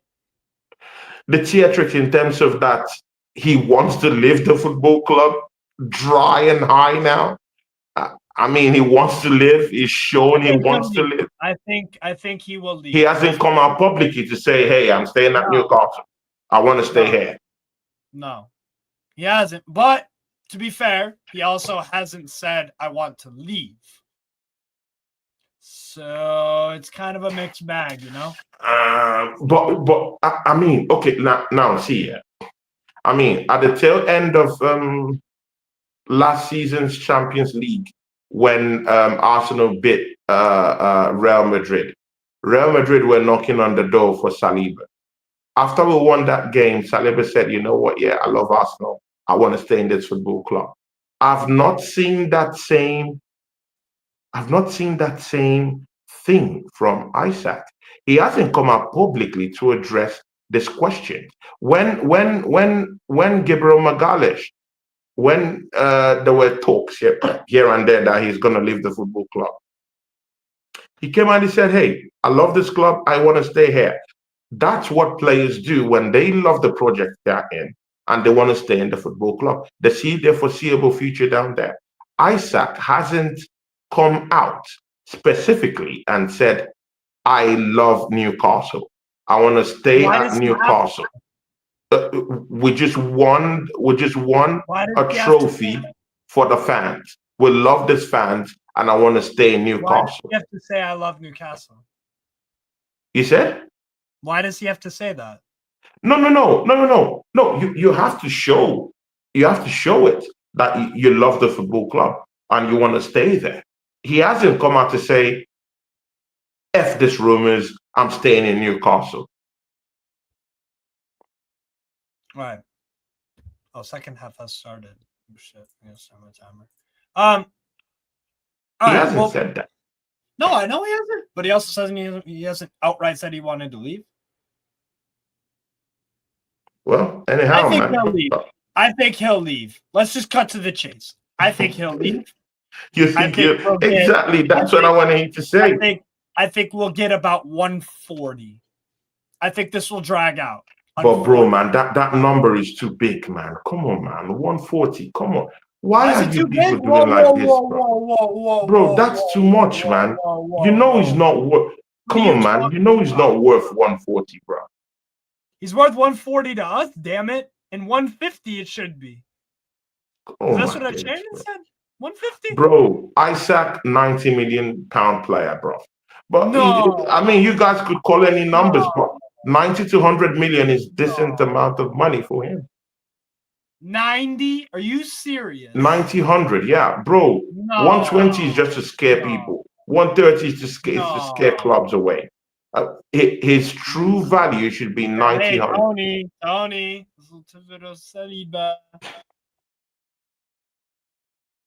Are we sure Saliba loves Arsenal?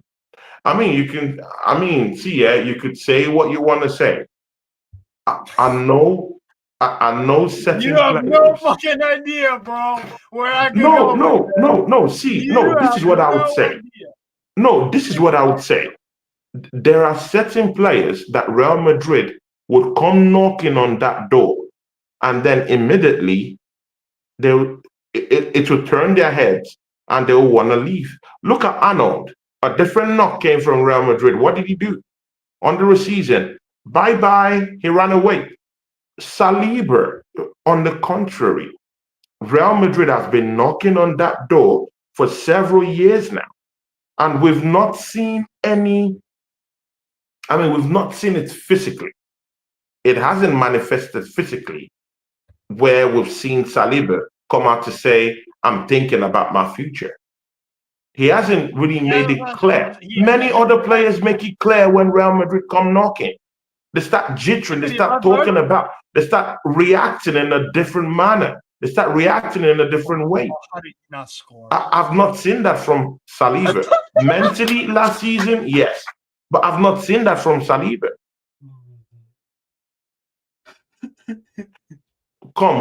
Wait, but again, let's get this correctly.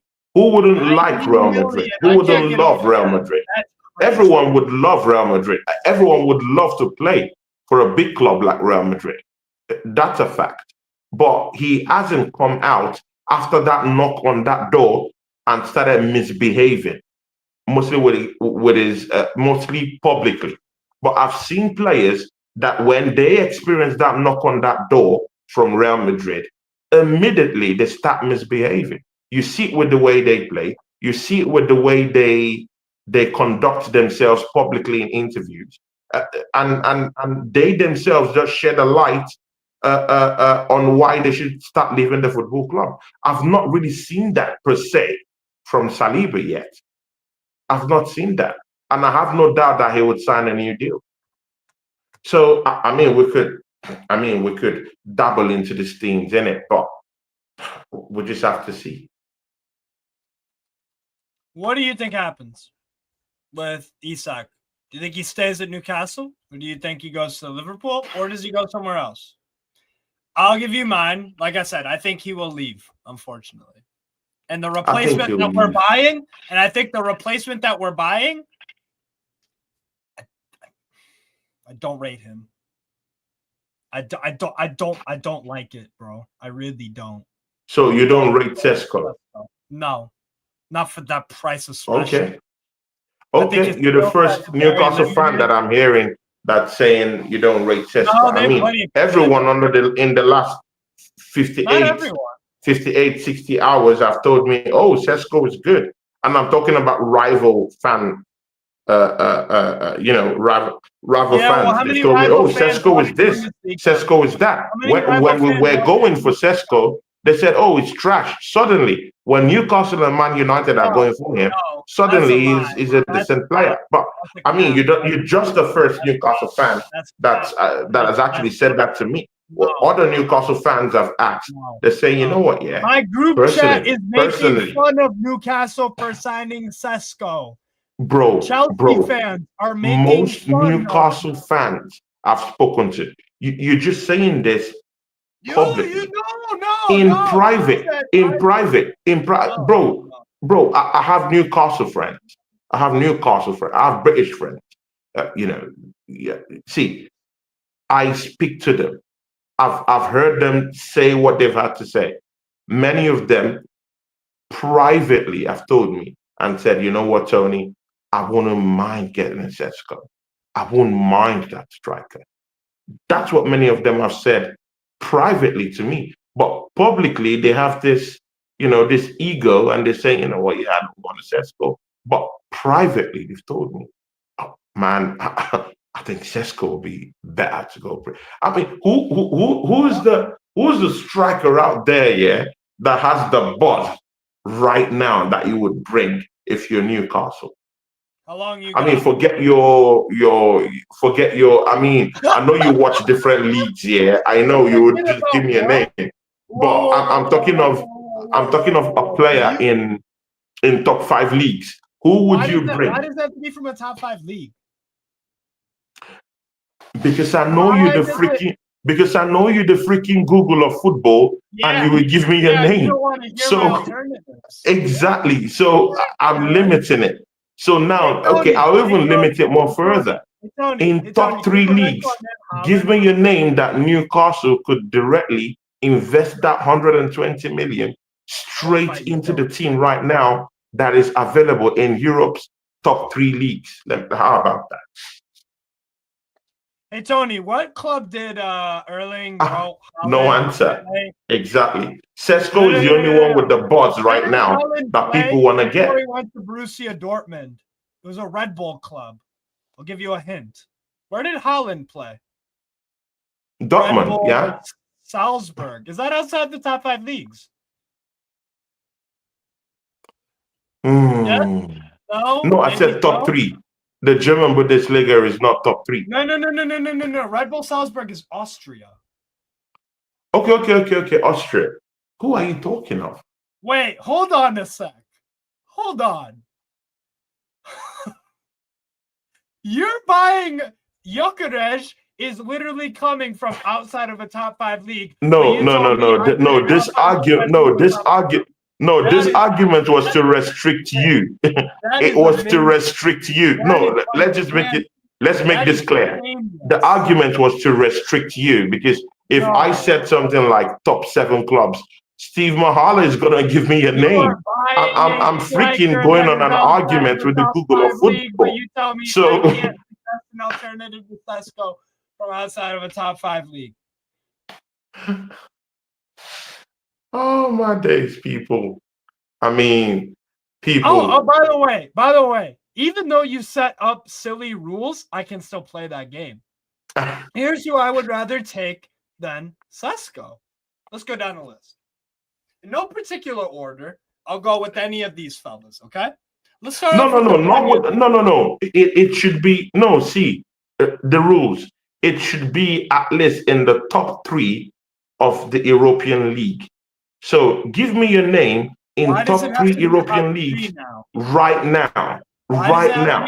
And what I'm talking about is Paris. I'm talking of League 1 because they won the Champions League. I'm talking of the English League and I'm talking of the Spanish League, La Liga. So give me any player in this league that you think has the boss right now and is available that could come in and play in that Newcastle team in place of where you could reinvest directly that 140 million. Let me make it clear, yeah? You said I can pick from I don't know why I have to pick within the leagues, but whatever. I can play the game. It's fine. You said I can pick strikers from France. Yeah, France. Yeah. Right now, What are the other two? Spain and England. England. Okay. So I can only pick strikers from these leagues that I would take above Sesko, even though Sesko's a Bundesliga player. So that makes a lot of sense. But fine. Okay. No problem for the mod. All right. Let's go down the list. Kali Mwendo at Stade Rennais. Demirovic at Augsburg. I would take Wissa. I would take Krstovic at Lecce. I would take. Wait. You said you would take Wissa. Wissa from Brentford? You take Wissa from Brentford? At Brentford over Sesko. Yes. You would take wait. You would take Wissa over Sesko? At Brentford. Nah. Doesn't look good. I rate Wissa, by the way, but I don't think he's a more better striker than Sesko. Better. His teammate at Leipzig is better. But let me continue. So you've got Krstovic, you've got Kali Mwendo. Openda's success in that team. I mean, I can go bar to bar with you, Steve Mahala. Openda, you're talking about, his success is mostly due to Sesko doing the dirty job. I'll take Evan Nielsen over Sesko at Bournemouth. I will take Evan Nielsen. I will take Ollie Watkins. I will take the kid Brighton just signed, Charalampos Kostulas from Olympiacos. I'll take him. Oh my God! So that one is better than Sesko. Oh my days! Just because you don't want to validate Arsenal going for this Sesko. Oh my days! Yes, I can't believe this. Brighton bought is better than Sesko. Yes. How many goals did that guy get? How many goals did he get? I will take Olympiacos. Felipe Mateta over Sesko. I will take Nottingham Forest. They're of the same ilk, though. Because I do respect Mateta, though. No, but they're of the same. They're of the same ilk, though. You said I could pick strikers from France, England, Spain. So I'm doing that. So let me continue.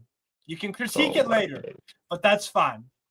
I'll take Igor Jesus at Nottingham Forest, who Forest just signed from Botafogo. I'll take him. I will take. Let's see, Sunderland. Do they have any good? Yeah, Igor Jesus is good, but I don't think it's Sesko level. Isidore at Sunderland is actually probably better than Sesko. Oh my days! Everybody's better than Sesko. Oh, I don't rate him. That's the point. So if you want to do this whole parameter thing, bro, you can play the game. Steve, bro, you're the king, bro. I mean, no one goes against the king. I mean, I hear you, but don't be surprised. Yeah, be careful what you wish. If Manchester United literally get their hands on Sesko, bro. Sorry, man. And I'm sorry, bro. I don't rate Igor Jesus. I think he's a decent striker, but not Sesko level, though. Yes, he is. He's better. But more powerful. He's better. I've watched plenty of Botafogo, bro. Please allow it. Please. I mean, I hear you. Bro, I hear you. This is the other thing too. He's way cheaper than Sesko. Did you see how much the bid we put in is? It is 90 million euros, which is 70 million pounds. Okay. Well, that's a lot of money. The agent think he's messy. The agent think he's messy. I mean, that's what Arsenal board members heard. They said the agent was talking of Sesko during the transfer meeting. Guesson at Nice over Sesko as well, by the way. Guesson. Evan Guesson. See, man, I'm not going to overhype Sesko more than what he is. I'm taking George's. But what I will tell you, see, no matter how you want to put it, yeah, I hear you. But in the next 2 seasons, I really do see Sesko battling on the world stage. Any team that will pick him now would literally enjoy that striker. Every goods that will come out from that striker in the next 2, 3 seasons. So what I'm saying right now is he's not the finished product yet. Is filthy. Filthy. No, it just Sesko just has that raw ability. Sesko has that tapestry of raw. He has that raw tapestry. He can literally be a beast. But in the next 2, 3 seasons, so he's not really ready now. I would have loved him in my football club. To be very, I would love to have a Sesko in my football club because I'm not seeing what other people see. I see what he can be in the next 2, 3 seasons. However, I'm not in the business of wanting my club to nurture players right now. I want the goddamn league right now. So that's why I would take a Victor Gyökeres to a Sesko. So these are two different things. But do I think that Sesko will be a better striker in the next 2, 3 seasons? The answer is yes. It's in his wheelhouse. Here's another striker for you that I'll take over Mr. Sesko. I'm taking Cucho Hernandez at Real Betis over him all day. He's decent, but he's decent, but I mean, he could literally come to the Premier League and flop. No, Tony. He played for Watford in the league before, and he put up good numbers. Yeah, I know, but so he would be much better for the team. Much better. Cucho Hernandez is just better at football than Sesko. Another striker I would take. You know what? Steve Mahala. I just think you need a big name. I just think you need a big name to come into your football club right now. All these strikers you're calling here, they don't have the it factor right now. They don't have the buzz. Are you taking Julian Alvarez or Sesko? I think if Sesko comes to your football club, it has the buzz right now. He has that public profile right now doing the rounds out there. Yeah, that's if he comes in, PR, bro. You said it right there. It's just PR. It's PR, but it could spin that PR into something different. He could spin that PR into something different, and it's in his wheelhouse because I've seen how he plays. If he comes into your team, he will do a decent job. I think he'll do a decent job. Aerially, he's a beast. He's like a lion. He's fast also. He knows where the goalpost is. He could do a job outside the 18-yard box. He could set up his teammates properly. Ask Openda about that. He's not good at link-up play at all. No, his link-up play is decent. It's not. His link-up play is decent. It's not excellent, but it's decent. And again, that's what I've told you. He's not the complete bro. It's a huge word. There's no striker out there right now who is available who is the total package. How about that? That's not true. All of the strikers out there are not perfect right now. The only ones out there that are semi-perfect is Victor Osimhen. Now he's taken by Galatasaray. Who else? Which striker that has the buzz and is not taken right now that's out there? None. Every other one will have to come and prove themselves. If you're not a Victor Osimhen, if you're not a Haaland, I mean, the only name you'll be telling me now that you would take in place of Sesko, and I'll shake my head right now and say, okay. 7 names, and I'm typing all of the names I'm having down from the top 3. But you've not named one name yet. You've not named one name yet. If you tell me that you're gonna take this guy, force the guy out of his football club, tempt him with the cash, and tell me you're bringing him in, I would say okay. And that guy's name is Alvarez. That's playing for Atletico de Madrid. If you tell me that okay, I'm going to go tempt Atletico de Madrid with, let's say, maybe 70, 80 million pounds, No, it would take a for lot. them It to would do take away with Alvarez.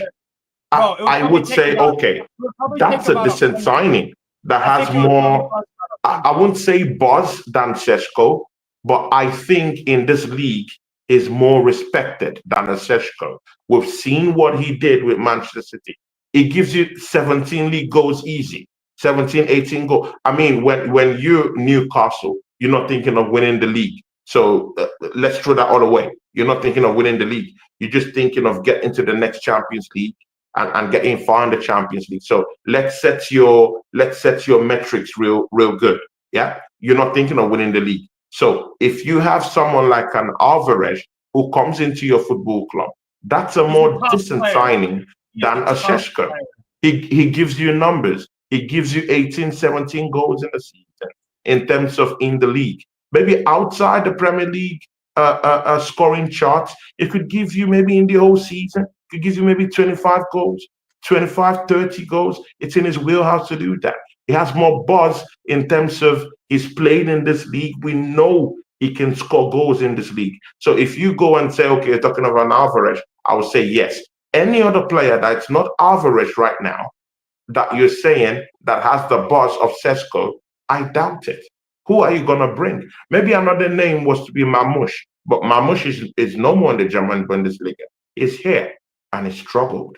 So I didn't. Man City. Marmouche is So, not struggling. All right. bro, how many goals did he score last season?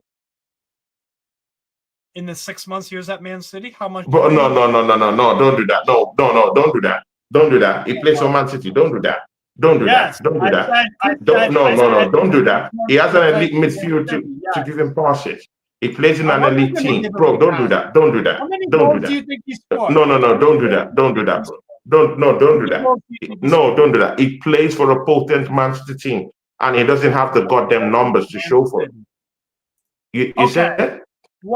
How many goals do you think Marmouche has as a Manchester City player? No, if he banged in like maybe 15, I would have been saying, okay, good. That's a decent number. How many goals do you think he scored with Manchester City? Bro, I think maybe he just scored maybe like 5 league goals last season, 5, 6. 7 and 16. 7 and 16. Okay, yeah, but I mean, he should be scoring like 15 goals. He should be scoring like 15 goals. Easy. No, you play for Man City. 15 and 50. Are you serious? Bro, what are you talking about? He plays for Man City. He plays for Man City. Sometimes you have to key into the point which team he played for. He's playing currently for Man City. Those numbers should be easy peasy for him. But he's not getting it in it. I'm taking over Sesko. Mikel Tadz is my number 1 pick. If within Tony's rules. Yeah, but I wonder why people are talking about Openda when we all know that Openda breathing is actually literally directly the work of Sesko that's actually giving breath to Openda. He does all the dirty job. He does all the dirty work and leaves it on a plate for Openda to get a highlight. What are we talking about? Without Sesko, Openda is nothing. Is literally nothing without Shechko. But again, I mean, I'll leave it for you guys at the Google of football. No problem. He's been good for Leipzig. Last year he was off, but he played to a certain level that I still rate him. Sesko, meanwhile, had a honking year. He was not good. Bro, what do you mean? He had up to nearly 15 goals all season. Not good. But again, it's relative. If he got, bro, you're just equating him in the German Bundesliga. And see, it's wrong. It's wrong. He could literally come in here and outscore those goals because he would have a different apparatus to work with. Have you seen how poor that Leipzig midfield really is? Do you know how many passes he gets? Do you know if they really pass the ball on to him? Do they have attacking midfielders that could cut through and get through balls to him all the time.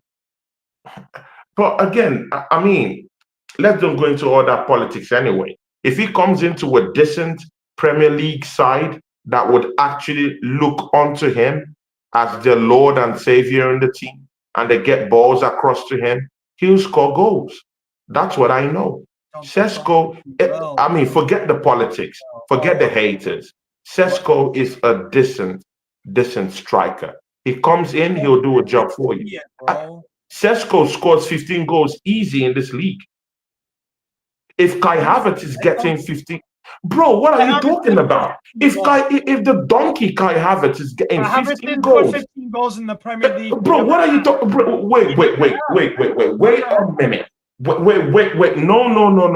Wait a minute. Havertz has never scored 15 goals in the Premier League in one season. No, sorry, 12 goals. I'm talking of 12 goals of last season. 15. He scored 15 all season, but he scored about 12 goals. 9. Was it 9? 13. 9. Or no, 7. No. He scored more than 7. Nope. No, check it. He scored more than 7. Premier League games played, 7 goals in 2,578 minutes. 8 goals for Chelsea. But I know his total haul. Scored 4. So he's never scored 15 in the league. Okay, but I know his total.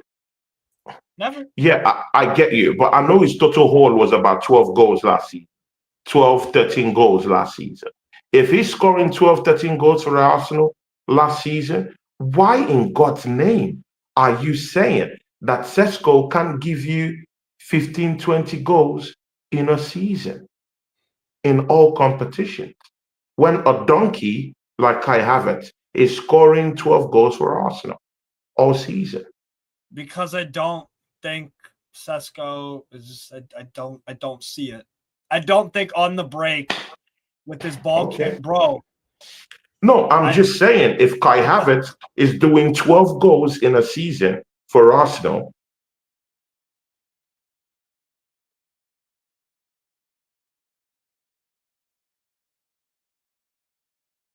Oh my God.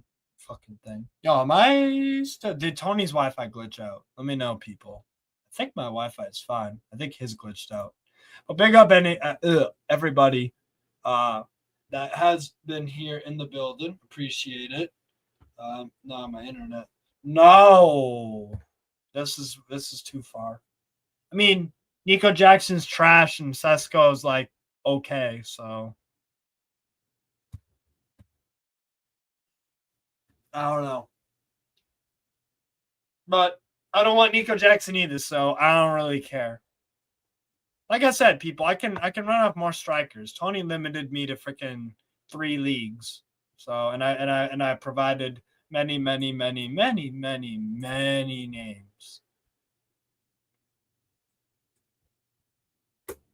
So is one of those. It's one of those. Anyways, Tony will be back in a minute. I think his internet just cut out. And my fucking game just did as well.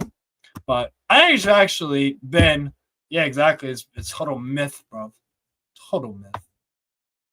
But I've actually enjoyed watching the game, the Santos and Juventude game. I think both teams have had a lot of chances, particularly first half. Juventude have been relatively good in the second half. I have to check if they made any subs or anything, but we are 73 minutes into that. Wi-Fi is.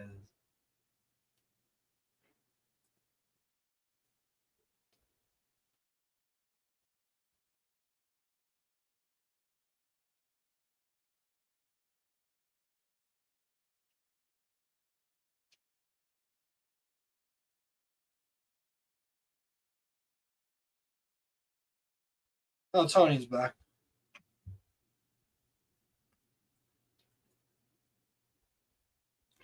Who bowling? Oh, Santos should have scored there. Oh my fucking God. Oh my God. Yeah, hey, I'm sorry, now man. Now your Wi-Fi decided to. No, it's not my Wi-Fi. Actually, it's my battery, the battery of my phone.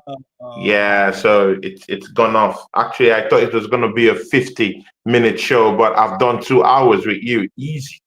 See, bro. people, Time flies that's when you're me and having fun, bro. Strasbourg Steve.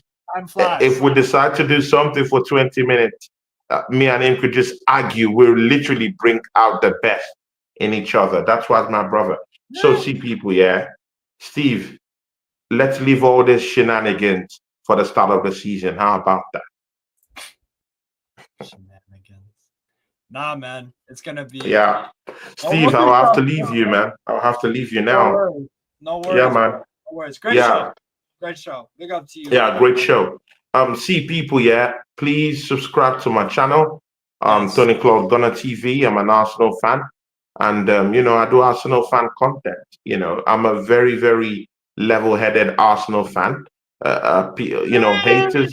Haters love to, say different things about me, but again, I don't care because I'm in this business because I say what I like. I'm not bought by any company. I'm not bought by any organization, and I don't really care what you think about me. What I just really care about is stating what I feel and what I think. You know, so it's just my opinion, and on my channel, every other person's opinion. It's allowed. I run my channel like a democracy. Everyone can be able to say what they want to say, do what they want to do, and just literally be a part of a community that cares and listens to them. So I've been working with Steve almost since my channel started popping. So Steve has been one of my big friends in this space. So just go give me a sub, give me a like on some of my shows, and this season me and Steve will do big things. That's what I know. And come and be literally part of my channel, people. And I respect everyone. I respect Sophie B, by the way. I mean, she's a tough one down there. I wouldn't lie. She's a very She's tough a one. fighter. And her football knowledge is Shoot. extreme. Oh, So let's see. I really do respect her. And I respect everyone who came down here. Tyrell showed up here. Aces showed up here. Many other people showed up here today. And thank you, everyone. Moss, too, was on the show, too. Thank you, Moss. And, every other person that showed up to the show today. Thank you very much. And, just go to Adam Da, Foxy also. Great brain, great football brain. Ginesta, big up to you. Foxy, Adam Da, who else? Sophie B, all these people. Big respect to you people. And, just give me a like, follow my channel and subscribe and show up and let's see what we can do, Subscribe So here, big ups to people. you. Subscribe here. Subscribe here. No excuses. Yeah, I really appreciate it. Really appreciate it. Steve Mahala, just before I go, where Yes. do you think Arsenal would finish at the end of the season with our acquisitions? Mostly if we get Eze. Just a quick one before you go. No. Third, without a striker, I'm getting second. Oh my days, bro. Do you see what I'm talking about? Third, bro, without Gyökeres, I'm coming second in the league. Now that I've gotten a striker that will punch in goals, you're saying I'm gonna come third? Oh my days, bro. God, please come and give Strasbourg Steve a conga slap. How in God's name? Oh my days, bro. How in God's name? Yeah, we're playing without a striker. Yeah, and we're getting second. And you're saying, and now that I've gotten the biggest, hottest property in Europe, you're telling me I'm gonna come third? You didn't even give me the benefit of the doubt of saying Arsenal will come second again. Oh my days, man. You're biased, man. You're biased, man. And I understand that you're a rival fan. And I mean, you should be thanking me. You just got Ramsdale. That's my product. Don't even start. Don't even want. That's You know why, Tony? Tony, you know why? Because I think why? Liverpool and City are better than you. I think they have better managers. I think you might have the best defense, but they have a better midfield, they have better attackers, and they have better depth for those midfield and attackers. But do you know that if Eze comes in and maybe a player like Rafael Lau or Gordon comes in, that totally Yeah, well, you changes don't have everything them you're right now. talking about. You said right now as things stand. Neymar steps up penalty. I agree. Oh, I yeah. agree. No arguments. I agree. I Yeah. agree. If you get a People, Leao, if you get this guy, if you seriously strengthen your team, maybe we'll revisit it. As for all right. Newcastle, where I think we finish, I want to hear what you think. Because I know you Newcastle. won't give me an Arsenal. I know you won't give me an Arsenal prediction. Where you think? No, no, no. If Isaac stays in the football club, you get Champions League football next season. If he leaves the football club, you go straight down to 8. Without Isaac and his goals, you'll be in 8th position. Yeah, you'll be in 8th if Isaac doesn't stay, and if you don't get a Seshko. Seshko, who is a much worse player. Well, whatever you say, no problem. Yes. But if you sell Isaac, you go down to 8 easy. Nowhere near. If you see, it doesn't matter whether you get Sesco or not, no problem. But if Isaac leaves, you get 8. Now it now depends on the striker you bring in that can be able to replicate what Isaac has done. And just like we've talked about it, there is no striker of that ilk right now that can be able to give you the numbers that Isaac. No. See, Steve. There is no striker you're gonna bring right now that's available right now. I mean, Osimhen is taken, Gyökeres is taken, all these other top class strikers are taken. So whomever you're going to go bring that is not Alvarez right now, you're going to replace Isaac's goals with someone who is decent at best, who's going to be decent at best. And you're talking of 12, 13 league goals. So that can give you Champions League football next season. So you're talking of about 7th, 8th position next season without Isaac's goals. Does that make sense? Yes. It makes sense, right? We are bringing in a replacement that is vastly inferior to Isak. That's all I'm saying. Vastly. The drop-off. Exactly. The drop-off is from Aubameyang to Nketiah. That is something like that. Yeah. That kind of metrics. Yeah, exactly. But if we decide all of a sudden to get a different striker who's much better than Seshko, which I believe there are quite a few to pick from, that are also cheaper with the exception of Alvarez. These guys are all, they would all fit our play better. They're all better footballers than him. They all would just. I hear you. I rate them Mateta. I think Mateta will give you 15, 16 goals easy. Mateta will give you 15, 16 goals easy. Easy. But again, mind you, you'll be dreaming if you're thinking of getting a Mateta. Because right now, Crystal Palace are already thinking of losing Eze. And they're in Europe, by the way, they're in Conference League. I don't think under any circumstances they would want to lose 2 of their best attackers in the transfer window that would send them parking in the Conference League almost as it starts, because that team will be so bitter, if they lose 2 of their most biggest assets and they're in Europe. I don't think they would do that. They would rather sell an Eze, bring in an El Cajunas from Leicester City to come and do the job of Eze. Is a more lighter kind of option for them. Is a more better option for them monetarily. Is more cheaper. Is more younger than an Eze for them. So if they even lose Eze, El Cajunas gives them what Eze would do typically in a team. In that Leicester City team, he was the shining light in that Leicester City team. Let's don't get that wrong by any means. He's a decent player. I'm sure you've heard of him. El Cajunas. Yeah. Good player? Yeah. Yeah, he's a good player. And he's young. He's younger than Eze. He would represent more bigger money in the next 3-4 seasons. Gifted. He's elusive. He's a good dribbler. He's a good dribbler. Exactly. Now you're getting into my realm. He's a very, very decent player. And I mean, you can say anything about Leicester City season, but he was one of the shining lights in that Leicester City team, in a relegation bound team. So I mean, it will represent good business if they go get someone like that. But for them to lose both Mateta and Eze, and replace only the Eze signing with El Cajones, they would need a striker. They're in Europe, they're in the Conference League. They need a point man.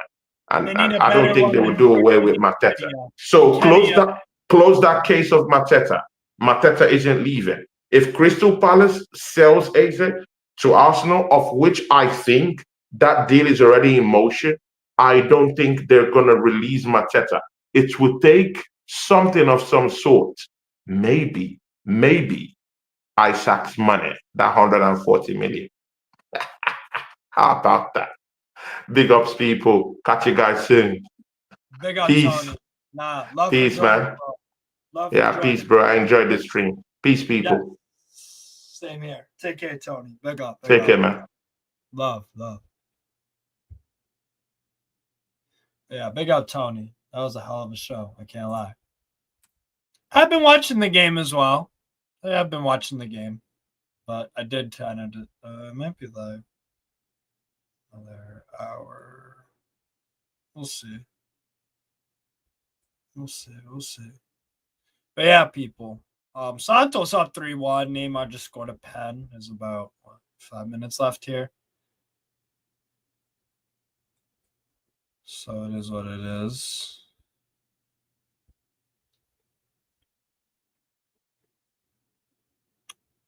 Not 10. No, it's been a good game. It's been a really good game. There's about 3.5 minutes ish. Neymar's been okay tonight. I think Barreal has probably been one of the man of the match for Santos. Definitely, I'd definitely say that.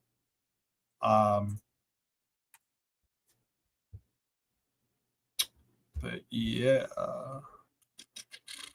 corner in for Juventude. Down 2-0, bro. 4 minutes left. That ain't happening. Romano. Shot. Excuse me.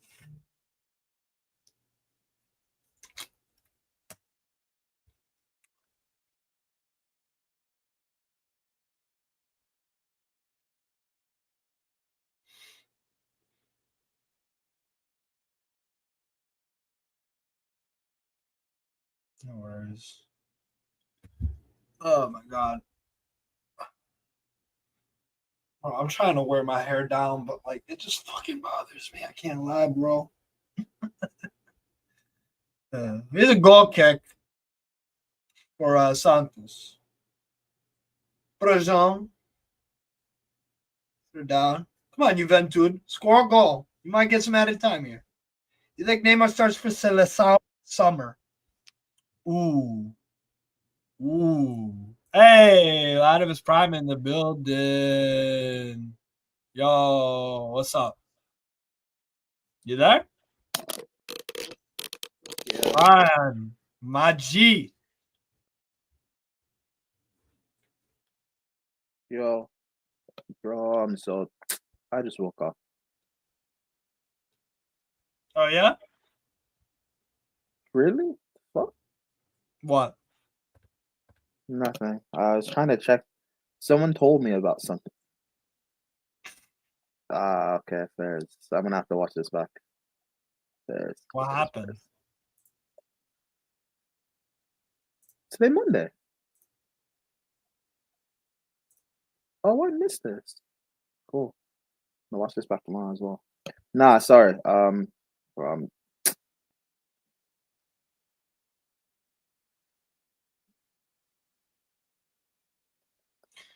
I'm disorientated, bro. It's been I was asleep. How's everyone doing? How are you doing, Steve? I'm good. I just had a 2-hour show with Tony and talked about a lot of things. You didn't tell me about it. I did tell you about it. When? Nah, fam. I When? messaged you. When? Check your WhatsApp. Nah. When Check did you your message WhatsApp. me? When did you message me? Check your WhatsApp right fucking now. The same I WhatsApp that messaged I. you. The same message WhatsApp that. I All right, messaged hold you on. at 10 p.m. UK. I said, "Hey, bro, are you around in like an hour?" Did you? Yes. Hold on. Hold that. You said, are you around in like an hour? Yes. What does that mean to me? It's exactly what I said. But that isn't. I didn't know if it was a show with Tony. I didn't know anything. You said I'm around because knowing you, it's another watch along for like the Brazilian league. I don't know what, and also I was asleep, bro. I don't know Yeah, when I knocked I've out, just been putting but it up. I don't know when I knocked out, but I fell asleep. So By the way, you know Kels, yeah? So apparently Hamza is melting down right now as we speak in a Twitter space. And I why? kind of want to look at it. I kind of want to listen. Apparently, according to Kels, he's been crashing out regularly this summer, and he thinks Liverpool are going to win the league because Man City didn't sign what's his fucking face, Rodrigo. Yeah, so he thinks they're finished.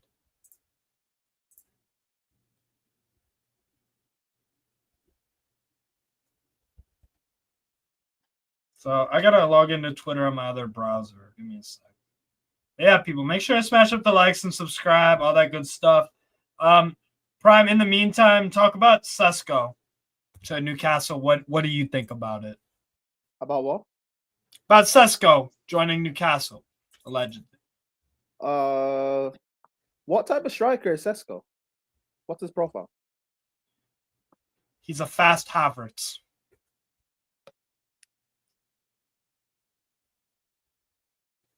I'm not joking. He's a fast Havertz who can shoot from long range and is okay in the air.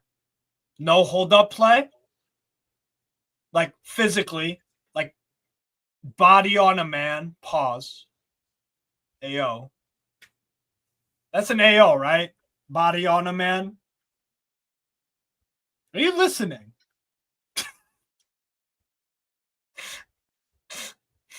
You cleared it out. All right, I'll wait. I'll wait. Oh, name my header. Oh, it's cleared. Back. Yeah, he ain't listening. I'll give him a sec.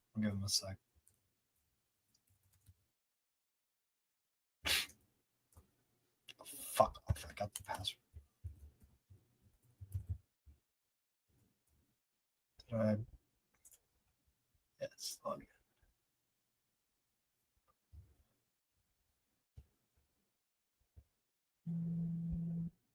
Authentication code right there. Yeah, what were you and Tony talking about? Oh no, Sesko. Yeah, sorry. What is Sesko's profile? He is a faster Havertz. Is he who like can shoot good at from long distance? Is he like a link-up striker? Is Havertz good at link-up play? No. Prime, I'm not joking. He is a faster Havertz. So I was right he can when shoot I from said long range. So I was right when I said last summer that Sesko is not even better than Jackson. I was right. Cool. Jackson is like marginally better. Yes. I have a list of strikers. So Tony wanted to do the thing where he asks a question but then puts parameters around the question. So Tony asked me, Steve, I know you're the Google of football, but I'm going to ask you a serious question, yeah? What strikers do you want instead of Sesko? Don't tell me no players from outside the top 5 leagues. So I was like, okay. But then all of a sudden, he decided to change it to top 3 leagues. Wait, sorry. I got to pick from. Steve, sorry. Repeat all of this again. Sorry. All right. I said to Tony, yo, I do not want Sesko. I can pick like 30 strikers that I'd have over him. And Tony was like, Tony. and Tony, Tony's the and same Tony, guy. Sorry, Tony's the same guy that said that Sesko has the best first touch he's seen in the last 7 years.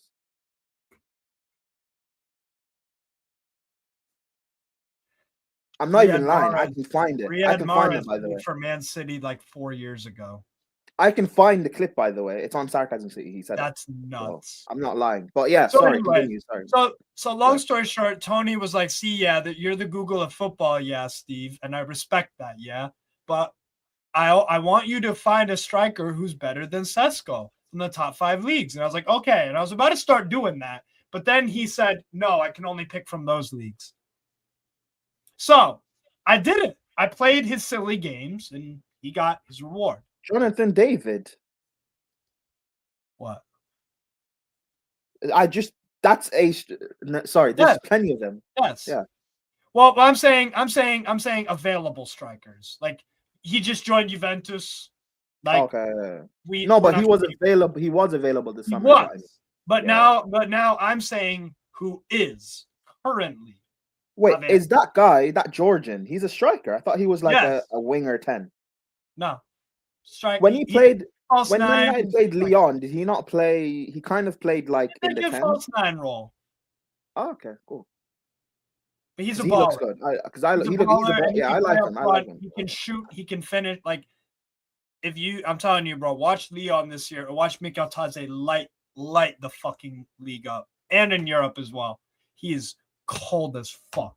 He is 100 Seskos could not combine to Mikel Tadze's ability as a footballer. First touch is beautiful. He sorts his feet out very quickly with style, swagger, composure, speed. He's 2-footed. He's tricky. Like he puts in neat little through balls and shit. For like he's actually a good footballer. I don't think Sesko's a good footballer all around. I think he's a one-trick pony. He's a one-trick pony. He has a few things he's all right at. His long shots are very good. That's about it. He misses easy chances, misses 1v1s all the fucking time. I just for that price tag. Here's the thing. People will be like, "Oh, Steve, you're being so harsh on Sesko. Why?" You know why I'm so harsh on Sesko? Because if you're buying somebody for 90 million euros, 70 million pounds, don't you think you should be a little bit critical of the player that you're buying? Do you agree? That what? That you should be very critical of a player if they cost 90 million. You should be very confident in their ability. If you're buying them for 90 million. They should have very minimal faults about them if they are buying 90 million. Are you talking about a striker or a player in general? A footballer. Yeah. If you're spending 90 million, you want them to be of serious quality with obviously everybody has strengths and weaknesses. We're not robots, we're humans. But you want those strengths to be outstanding and you want the weaknesses to be minimal. Yeah. Even if you're buying potential, right? You still have to have the base level of If you're spending that amount of money on a player, you can't be telling you're buying. You can't be buying like a Havertz, bro. Yeah, you gotta be buying someone serious. Yes. You can't tell me. When people tell me I'm being harsh on Sesko when I say all the things that he's bad at, it's like I'm being harsh for a reason, you know. I'm being harsh for a reason. He's going to be a club record signing, replacing Alexander Isak, the greatest striker Newcastle United have had since Alan Shearer. How much did Isak cost? In euros, I think it was 65.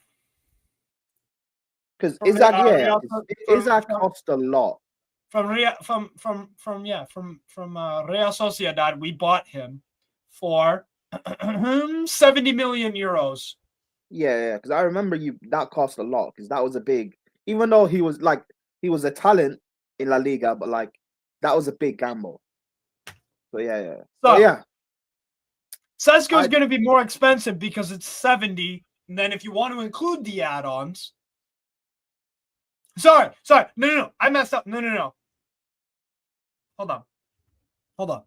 I want people to realize this, yeah?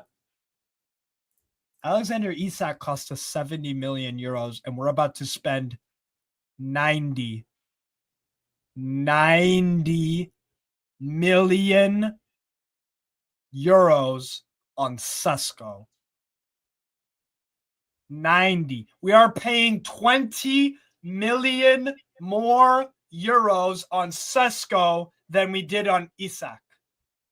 Tell me how that makes sense at all. Tell me one thing that Sesko is better than Isak at that actually means something. Being a target, I'll give one.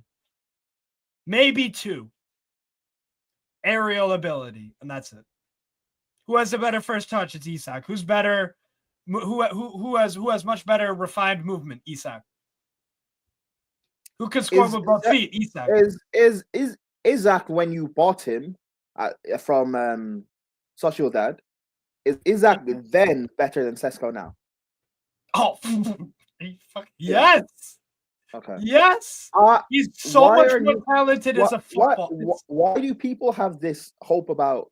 So when Tony said, name me strikers better than Sesko in the top 5 leagues, and you named them, what happened then?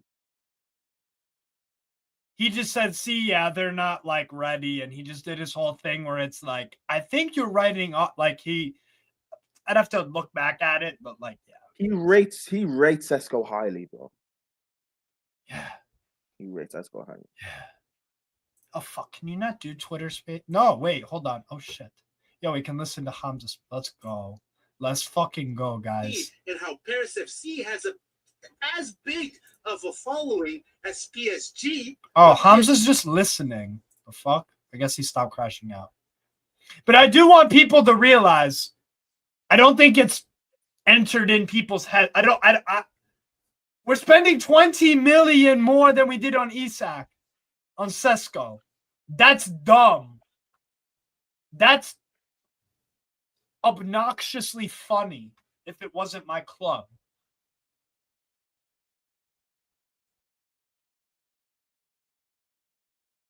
How much would George's Mikotadze cost? Half. How much would Jean-Philippe Mateta cost? Half. Bro, even how much would even Ivanovic at USG? Isn't he a striker? Yes, he's better. But guess what? He's with Benfica now. Benfica bought him. To replace Pavlidis? No. Well, I don't know actually. No, in Benfica probably will be to replace Pavlidis in like a year. Benfica might play 2 up top with Pavlidis and Ivanovic. That's frightening. Do they complement each other as a partnership? Yeah, because like I said, Pavlidis is like a Greek Harry Kane, bro. Oh. And Ivanovic is just like straw. He makes great runs. Basically, Pavlidis is gonna play the little man, even though he's not little, and Ivanovic is gonna play the big man. That's what I would do, but manager Benfica is fucking dumb. Bruno Lage is rubbish. He's rubbish, mate. So, never mind the fact we signed Aaron Ramsdale. Never mind that we overpaid for Alanga. Of course you overpaid for Alanga. Kudus was right there. Kudus was right there, bro. Not even like, because if you're going to spend the big money like that, then at least go get the Kudus. Or go get Bakayoko. He would have been cheaper. Johan Bakayoko PSV, yeah. Also, Evan Ferguson, how do you think he's going to do at Roma and in the Serie A? I think he'll do okay. Bro, he's bagging in preseason. He looks fit. He's bagging in preseason. I know why he's bagging in preseason. Do you know why he's bagging in preseason? I know the level of opposition. I know. Yes. But he looks fit. But my point is, He does looks look fit, better. bro. He does. He looks He does. fit. He looks hungry. I He's like still that. not better than Dovbyk. Yeah, but they can play. No, that's another player I can add to my list. Holy shit, Dovbyk. Dovbyk. Yeah, I'm He taking can play. Dovbyk He can play in over. it too. No. Yeah, taking Dovbyk. Do you not think they'll play? What? Do you not think they'll play in the front too? What's that? You not think they'll play in it too? Dovbyk and Ferguson.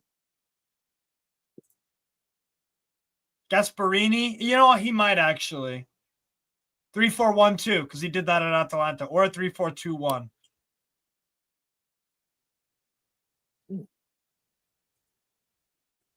So Dovbyk and Maybe. Ferguson in the two would. With Yeah, I think Dybala, it'll work. with Dybala playmaking, Yeah, in a 10, yeah. or Sule, or Eduardo Bove. Got I a think good that would team. work. That would work. I might.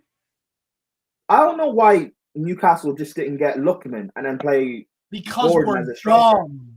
We're Play Lookman and play Gordon as a striker. Play Gordon 9. No, don't play Gordon as a no. That isn't no. Yeah, but like it's better than having Sesko. I mean, Gordon is not good as a false nine, bro. Yeah, I'm worried about Sule under Gasparini. He could go up a level. I'm incredibly frightened about Roma in Serie A. I think they could win the league. I think they could genuinely win the league, bro. I think Napoli will, but I'm just very worried. I'm very, very, very, very, very, very worried that they could do something. Because they're going to finish above Juventus. They're going to finish above AC Milan. They're going to finish above Lazio, Fiorentina, Bologna. Do you think they'll get Champions League football? Wait, Yes. are Roma playing in Europe this season? Yeah, Europa League. That's why Ginny has to win all they'll those. win Europa. Yes.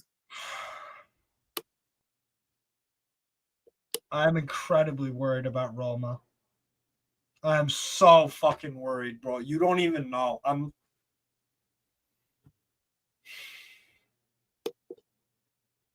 It's a scary world. It's a dark world out there, bro. It's a dark world. Yeah, I don't even want to talk about this no more. Roma. Oh yeah, is it because Roma rivals Lazio? Just a bit. I don't know Just if they're a bit. sarcastic or not. Yeah, bro. Some people put the Derby della Capitale over the Milan derby. Some people put it over. It's the most violent and nasty rivalry in Italy. Really? Roma v Lazio. Yes. Really? Yes. Nah. Yes. People have like gotten stabbed and killed and yeah. It's yeah. The Derby della Capitale is nasty. On the pitch, teams don't like each other either. I'm saying there's more hatred. It's much like on and off the pitch, bro. There's always fucking red cards, dirty challenges. Like it's bro. Both clubs hate the fuck out of you. I fucking hate Roma. There's not many things on this earth besides like a pedophile that I hate more than fucking Roma. They're the fucking worst thing about the world, bro. One of the worst things about the world. Yeah, exactly. Yeah. Prime. I do not like Roma. I never have liked Roma, and I never will. I fucking hate them. I just wish they would just fuck off entirely as a club. I can't even describe, bro, without being demonetized and just kicked off of YouTube permanently. But I don't know, man. So yeah, but the thing is,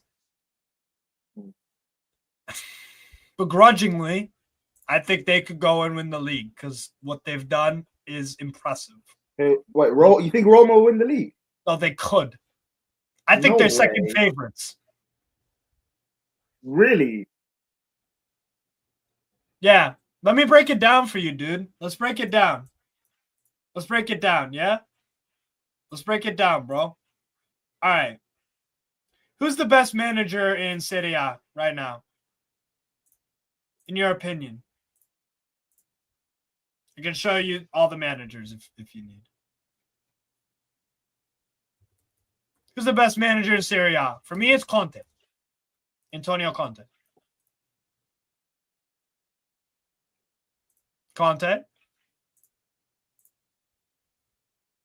Prime. Yeah. Who's the best manager in Serie A right now? Conte. Okay. I agree.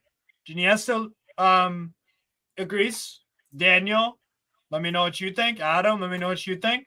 I think we can all unanimously agree. It's safe to say Conte is the best manager in Serie A right now. Yeah? You have him over Allegri. You have him over Fabregas. Oh, wait, Allegri's back. You have him Where over is he? Sarri. Huh? Wait, where's Allegri? Where's Allegri? AC Milan.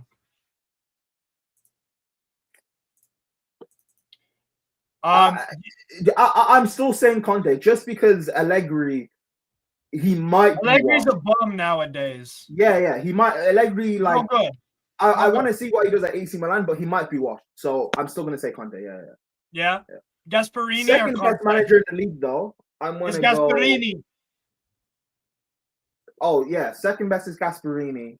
Then I'd say. Wait. Actually, Gasparini or Sarri right now?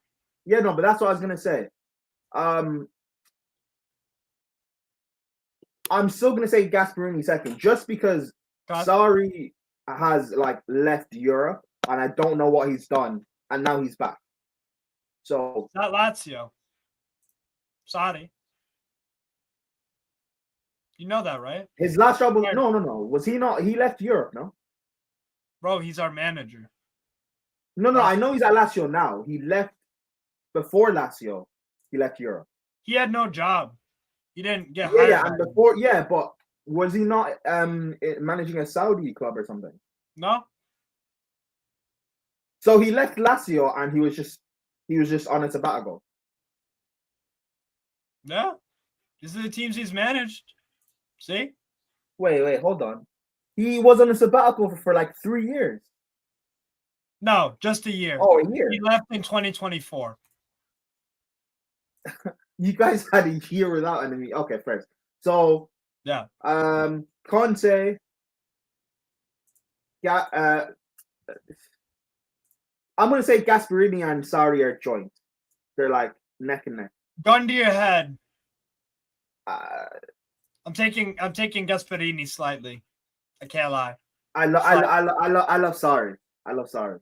Okay. But that's why I say neck and neck. I'm not gonna argue. I'm not gonna argue. I won't argue. Okay. So you're telling me that fourth, I'm gonna say fourth is Cesc. Fabregas. Big job. I'm saying fourth is Cesc. Yeah, I think Como get top 4. No, I don't know if they're getting top 4, but no, I think they will. I think they will. I'm saying Cesc. Do you know Juventus' manager? No. His name's Igor Tudor. I couldn't say his name. That's why I said no. Tudor. Yeah. Yeah. But Fiorentina hired Pioli.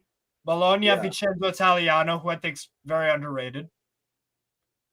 Genoa have Vieira. But yeah, I don't know if Coman will get top 4, but Cesc is the 4th best manager in that league. I'll say that.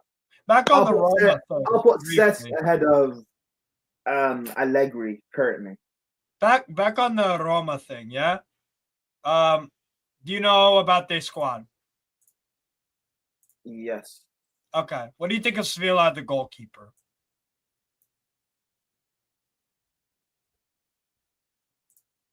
I think he's very good. I think he's one of the better ones in Serie A, to be honest. He's up there. He's better than Mike Maignan is currently right now. Wait, really?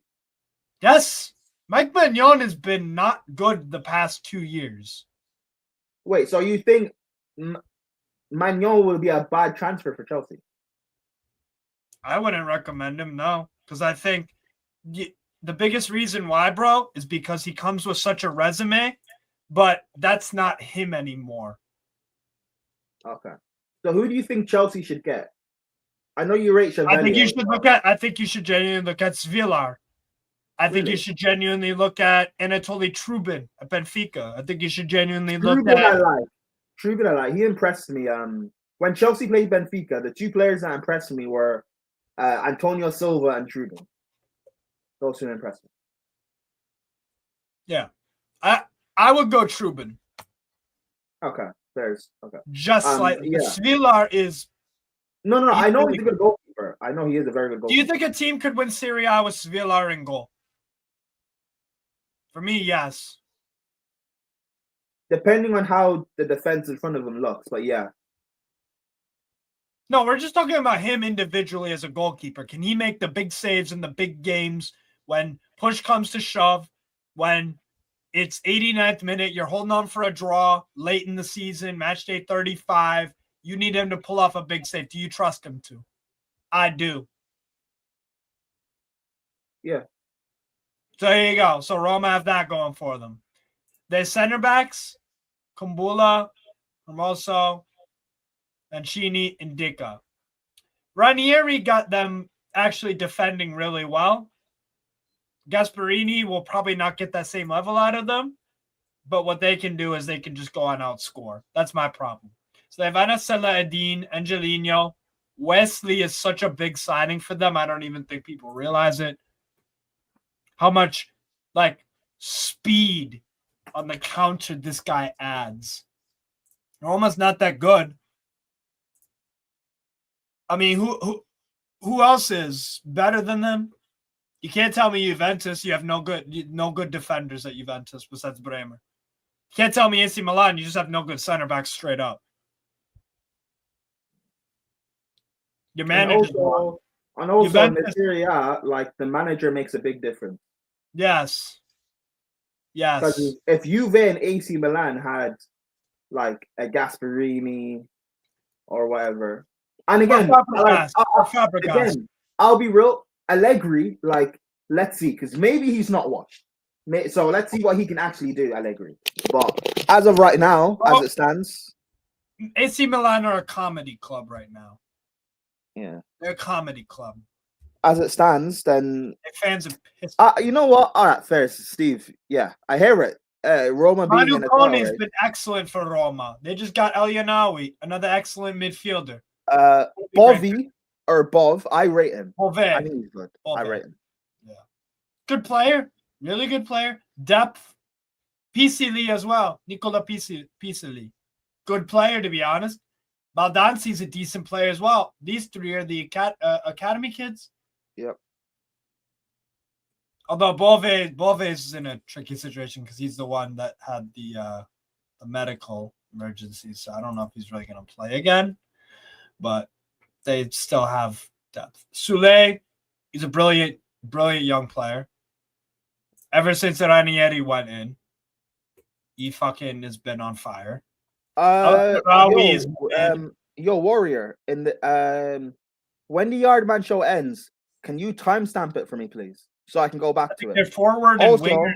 Hold on. Also, Warrior, can you timestamp when Lee Gunner said something like Gyökeres is Gyökeres is Van Persie with pace? Can you timestamp that as well, please? As well, thanks. And anything else in the Yardman show that's clippable, just put it in the comments, timestamp it, and I'll go back and clip it. Thanks, Warrior. Fine, bro. Yeah, Warrior.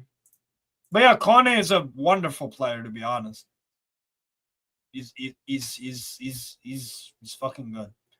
You know what? You're not getting. Syria's going through a period where anyone can, if you've got a good enough squad, anyone can win the league. So you're not wrong. Honestly, and what you said about the managers correct as well. The managers make a huge impact in Serie A. I would love Evan Ferguson to have a league title, bro. So I would not. Why? Not with Roma.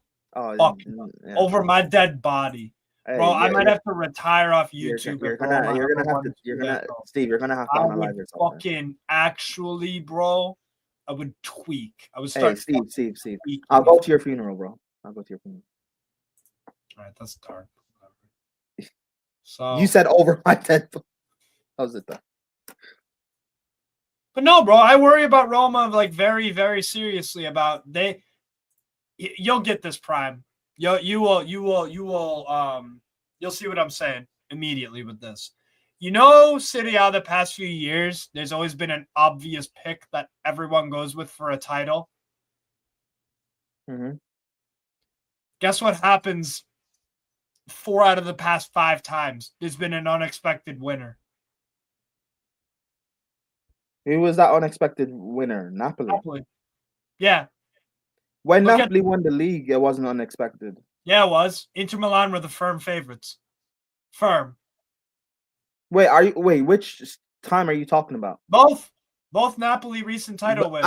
For me, both times it wasn't unexpected that they won. I'm saying public consensus. Oh yeah, public consensus. Yeah, sure. Yes, not personally, me and you. Yeah. Although remember, I said last summer. Remember, I said they're in a title race. And I laughed at you. I'm like, they'll finish 8th. Yeah. Yeah. So this is what I'm saying, bro.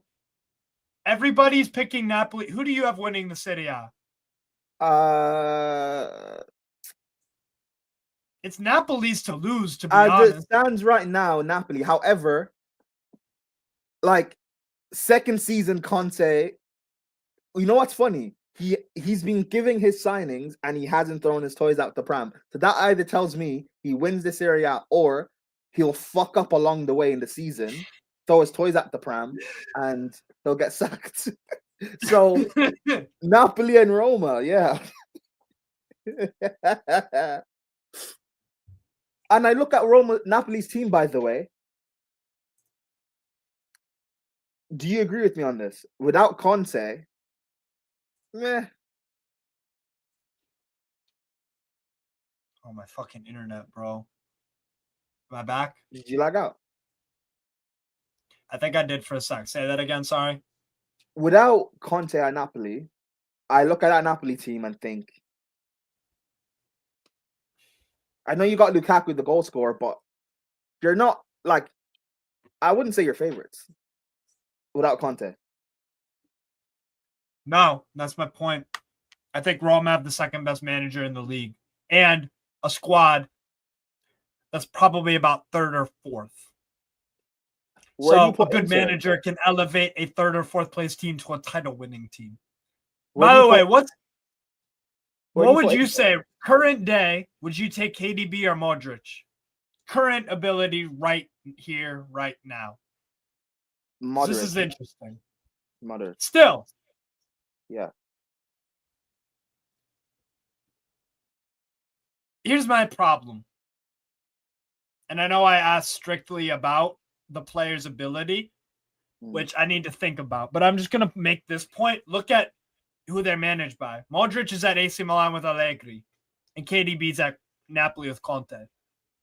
I think Conte will get more out of KDB than Allegri will get out of Modric. When Conte was at Chelsea, you know those like midfielders that are like brilliant technically, great on the ball, can pick a pass, but they lack defensive awareness. When Conte was at Chelsea, he didn't want to play Fabregas. He didn't want to start Fabregas for that reason. He played Kante and Matic in midfield. Yeah, but he's evolved. He's evolved since then, I would argue. True, but Look at how many formations last year Conte used. True. A ton of them. I still stand by though. Modric is the better player. However, because Napoli are a better team, they can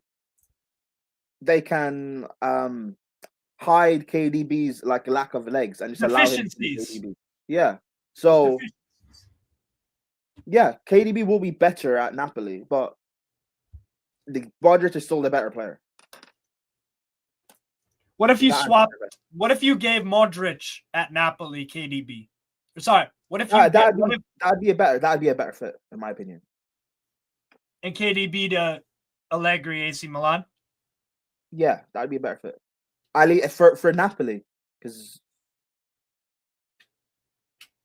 So would you play what? A midfield three of Modric, Lobotka, Zamboanguissa?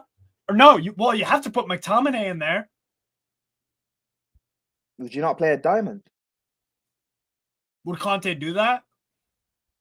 Well, you said Conte's flexible now, so He might. I mean, yeah, McSauce is the man in Napoli. play a diamond and maybe Lukaku and McSauce is split striker. I don't put that past Conte.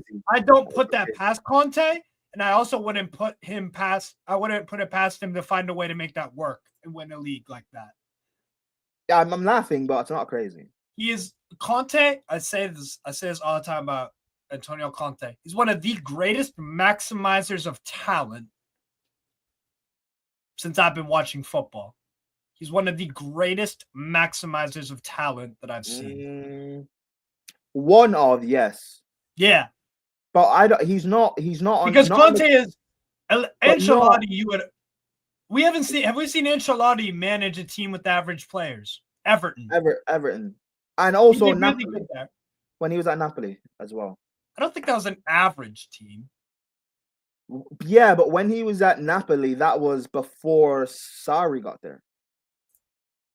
Ancelotti was at not Everton. Ancelotti's at Napoli. No, after Sarri. Sorry, he was at Napoli after Sarri. My bad. I don't think that team was average. Okay, well, not average, but you know what I mean. It's like it's not like the title winning littered squad. with superstars. Yeah, that's what I mean. It's not a title winning squad. So 2018-19. Maximizing average players. I agree with that. I also put Jose in that bracket as well. Yes. Yes. Fergie obviously in there. Squad.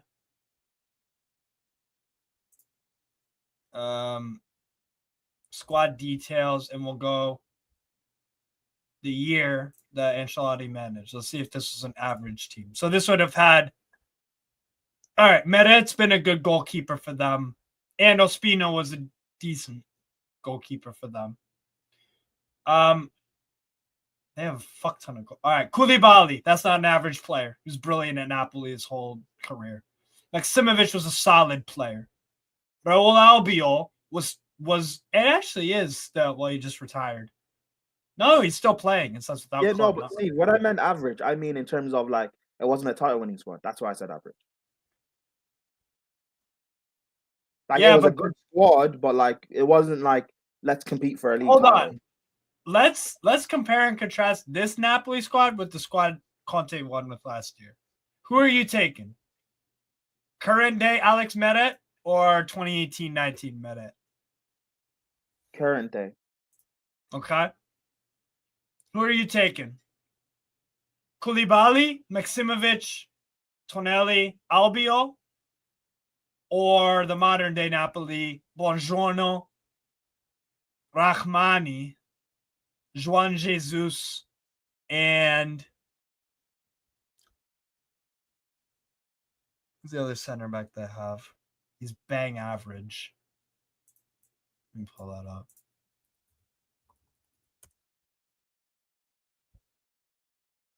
Hold on.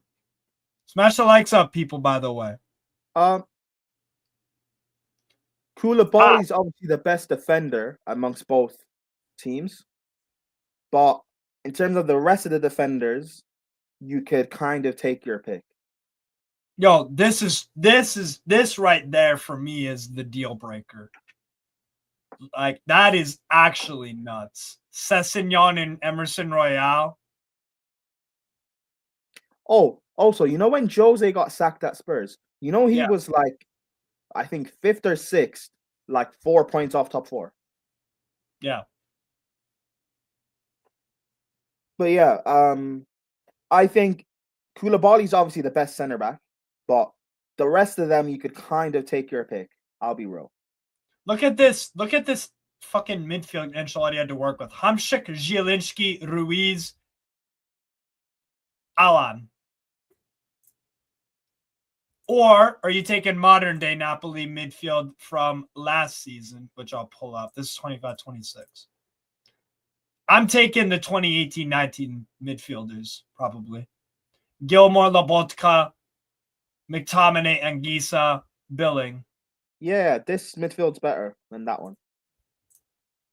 You taking which one? Taking Lobotka and Gisa, I'm taking that midfield. Over Alan, Hamšík, Fabian Ruiz, Zielinski.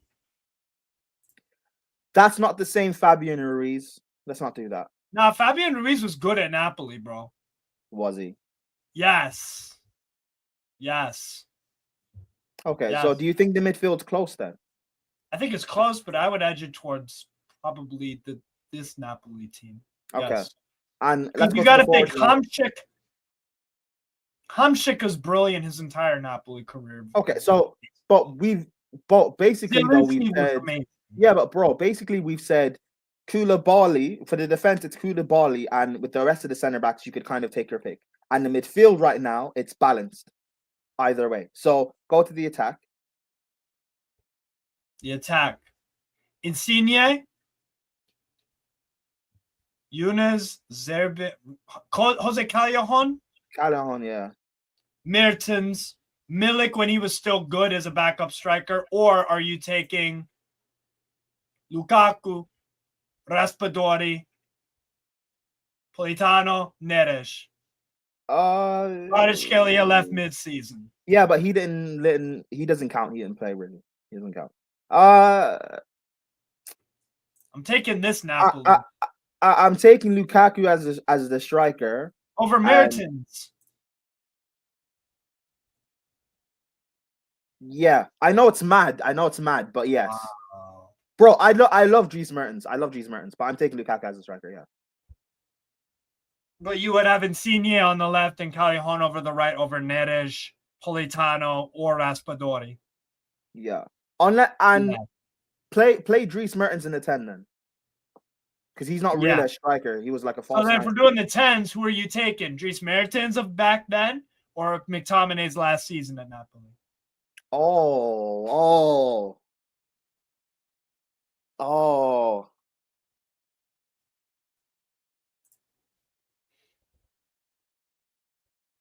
And I can't play McTominay in midfield because then I'm taking away from like Alan and Lobotka and all them. And yeah. See, but this is what balanced squad then, Bears. But then again, won the league. But the Serie A back then was a lot more difficult to win. I think it's difficult now, still.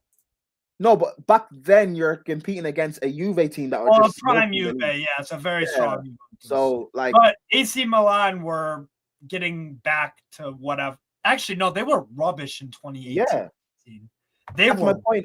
It was difficult to win it then because. But then again, Milan last year were rubbish. They finished. But my point is, you had an unstoppable force back then. Now, even though there's more competition, it's if you get your act together, you can win the league. Yeah, basically, you only have one giant to overcome, Juventus, which couldn't do. I'll say that Napoli team with that Ancelotti wins the Serie A. This Serie A. Probably. Do you agree? Probably. No, I'm saying like if you take last season, right? Swap out last season's Napoli and last season's Conte, and you put in that season's Napoli with that season Ancelotti, they win the Serie A.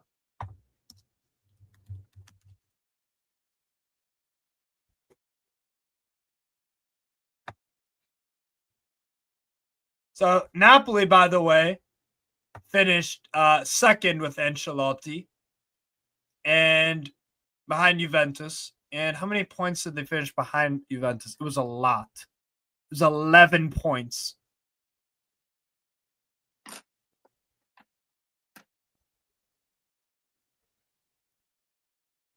Do you think if you put the Napoli team of last season in the Serie A back then, did they beat Juventus? Did they get 91 points at least? The reason why I'm saying yes is because with Conte. Conte is a madman. I'm saying yes because Conte is just a madman. So there's the difference. But Ancelotti is also great as well. I know, I'm saying, but I don't think he's as great a maximizer of talent. Just taking a player that yeah. nobody thinks about, nobody knows about, or they're just a known rubbish player. Yeah, but Conte and Ancelotti, what they do is like Conte will fit you in, will get like the nobody or the bad player that fits into his system to maximize it. Whereas Ancelotti will like have Calvert-Lewin looking like one of the best strikers in the league because he just allows the team to play football. That's the big difference. And that's why the Serie A, I don't think it's suited towards just playing pure football in that way. Tactical? Yeah, you've got to be very tactical. You have to be well drilled. That's the difference. If you have the best defense in Serie A, you usually win the league 9 times out of 10. Yeah. Maybe you could even extend that to out of every 20 times you win it 18. Let's check, actually. What is the last season in Serie A that the top defense did not win the league? Let's check that out. Let's go on Google. I'll share this tab. Okay. All right. List of Serie. Actually, no, fuck this. Serie A. And then we can go to standings, and then we could easily check like this. And I'll zoom out of this. Okay. So last season, who had the best defense in Italy? You look at GA, goals against. Napoli had the best defense.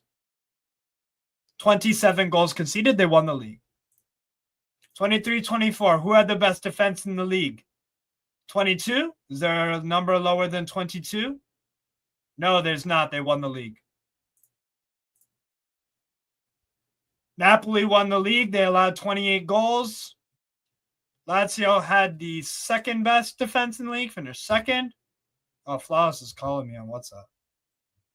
Yo, what's up, Flawless? Yo, Steve, you still alive? Yes, I am still alive. Say hi to the viewers and Prime. Yeah, big up to all the viewers, man. Shout out to Prime. You know, run up the like to the subscribe button. Yes. Redirect to you now, yeah? Awesome. Thank you, bro. Oh, big up, Appreciate that a Flawless. lot. Big up. Yeah, man, big up, Bless. Big up, Flawless. Appreciate that.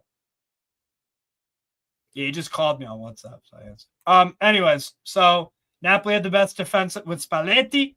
They won the league. 21-22. Who had the best defense in the league? Napoli and AC Milan, both with 31 goals conceded. But the joint best defense in the league, they won the title. Who had the best defense in the league? AC Milan? No. Inter. 35 goals conceded. Nobody else. 35. Nope. So the best defense in the league, again, won the title. 2019-20. This is okay. This is an exception. Juventus won the league, not with the best defense. Inter's was better. 7 less goals conceded. Lazio's was better. Under guess who? Inzaghi. And yes, they actually the third best defense in the league and won. So since 2019-20, only one team who didn't have the best defense in the league won the league. Juventus had the third best by 7 whole goals. And Lazio. So if you have the best defense in Serie A the past 6 seasons, you win the league. That's also why I'm picking Napoli, because I trust defensively. That's why I don't pick Roma to win the league. Could they? Yes, but this is why I'm going with Napoli, because I think they will have the best defense in the league in terms of goals conceded. It's one of those. Like, then we could go to 17-18. Who had the best defense in the league? Juventus? Guess what? They won the league. 24 goals conceded in 38 games is very good, by the way. 16-17, who had the best defense in the league? Juventus. 27. Everybody was at least 38. Comfortably the best defense, and they won actually pretty freaking Yeah, Roma had me sweating that season. I can't lie. 15-16, best defense in the league, won the league. 14-15, best defense in the league, won the league. So it's one of those. Where do I have AC Milan placing? As of right now, I'll go 5th. I'll type out my top 4 for you. Okay? I'm going to go at Napoli 1. 2, I'll go with the Inter. 3, I'll go with AS Roma. 4, I'll go Como. 5, I'll go AC Milan. 6, I'll go Juventus. 7, I'll probably go Lats. But why is it crazy? Why is it crazy? Yeah, that's my top 4. I stand firm on this. I don't know what's crazy about it. You're a Milan fan, so like I respect it, bro. But like I don't think your team's that good. And I don't think Allegri is all that anymore. I just don't. Maignan is not who he once was. There's better goalkeepers in the Serie A, aka right now I'm putting Meret above Maignan. I'm putting Svilar over Maignan. I'm putting big up for the raid. Yo, big up for the raid. That kicked in, bro. Big up, Flawless, for the raid, yo. Check out Sarcasm City TV, people. For sure. Big up, Flawless, for the raid, yo. I'm sure y'all will be flooding in, but like Maignan goalkeeper wise, like I said, Meret is better right now. Yo, big up main guy. I'm taking Meret. I'm taking Svilar. I'm taking Jan Sommer, probably. I'm taking Jan Sommer over Maignan right now, probably. I'm taking Carnesecchi at Atalanta over Maignan. I'm taking David De Gea. If he plays like that last season, then yeah, I'm taking him over Maignan. Suzuki at Parma. To shout. Like, Maignan stocks are down for me, bro. I'm sorry. He's too suspect back post. He makes some very, very bad errors on the ball. Reading of the game on the ball is poor. He's just not who he once was. And that's unfortunate because I've been such a big fan of Mike Maignan. Such a big fan of Mike Maignan for the longest. The past seasons, I'm not just going to ignore. Do you not think he needs a change of environment? Because I'm a big fan of him too. No, I think it's a physical problem, Prime. You think he's declining? Physically, the guy doesn't move like the way he does, like the way he used to. He used to be able to save saves that he's not able to make consistently now. I'm talking about the near post. I'm talking about the near post, like low driven shots. He's poor at reading them. He takes too long to get down, kind of thing. Do you think he's declining? You're trying to place it. Here's what Maignan is brilliant at. He is still brilliant at the saves, top corner, those kind of saves. It's when it's low driven to either corners where he struggles. This is what I'm saying, main guy. Maignan has been bad. For his standards, he's been bad. No high claims from crosses. Fact. Can't save low shots. He looks stiff. So, Prime, I don't think it's an environment issue. I think it is a physical one. I just don't think physically something has happened. He just does not look the same. He doesn't command. He'll have occasional games where he's on fire. He will.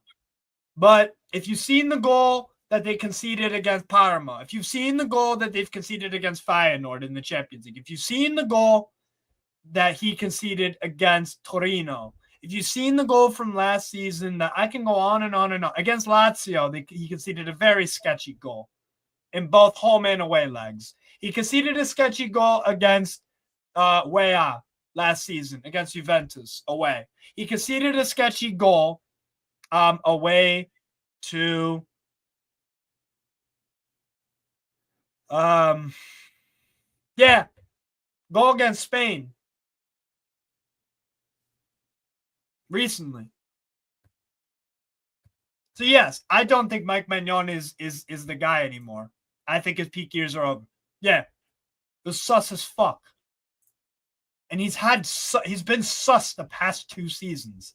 That's just how I see it. I have high expect. What if he gets rid of that slump? I would bet against it for the reasons I've said. I don't think physically he is at his condition anymore. Maybe he can get back into that condition. I don't know. But what I'm telling you is I just referenced a shitload of goals that were very, very, very poor to concede. His passing has regressed. For the French national team, he's been suspect. Lucas Chevalier should be starting over him from now on. Especially with the way Chevalier is playing. Y'all will see it in a Paris Saint-Germain shirt, but like the guy's been outstanding for 3 years at Lille. He gets better each season. That's just it with Mike, bro. I can keep going with the goals he got. There was a goal against Roma last season. Shouldn't have conceded. Like there's a catalog. There's a big up Jordy Dread TV, my guy. Big up broski. Hey, link up with me soon, bro. Link up with me. We gotta do some videos on your channel or mine. Don't matter. But big up, bro. Much love.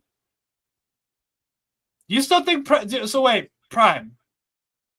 Mike Maignan, do you hear what I'm saying, or you disagree, or what? Do I make good points? What are you saying? You there? I don't know. Like you're right. He's not had the best season. Seasons.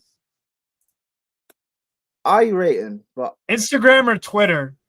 Let me know, Jordy Dread. Just type IG or X. I rate him, but like, do you not think like it could be an environment thing? Like in a different environment, he'll be. I'm much more inclined to think, like I said, physically the guy doesn't move the way he used to. Okay, cool, Jordy Dread. Do you think he's declining? Yeah. I don't think he'll ever get back to the level he once was. If I'm wrong, I'm wrong. I just don't see that anymore consistently enough. It's the errors and it's the sloppy goals he concedes. Like, I get it. He plays with idiot center backs. All I know is if he doesn't get rid of that slump right now and get top 4, he's gone next year. Well, then it'll be too late.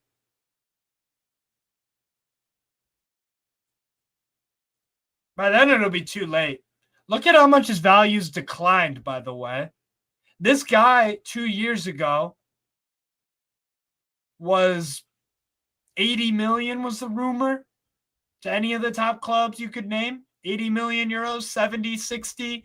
And then year by year, 40, 35.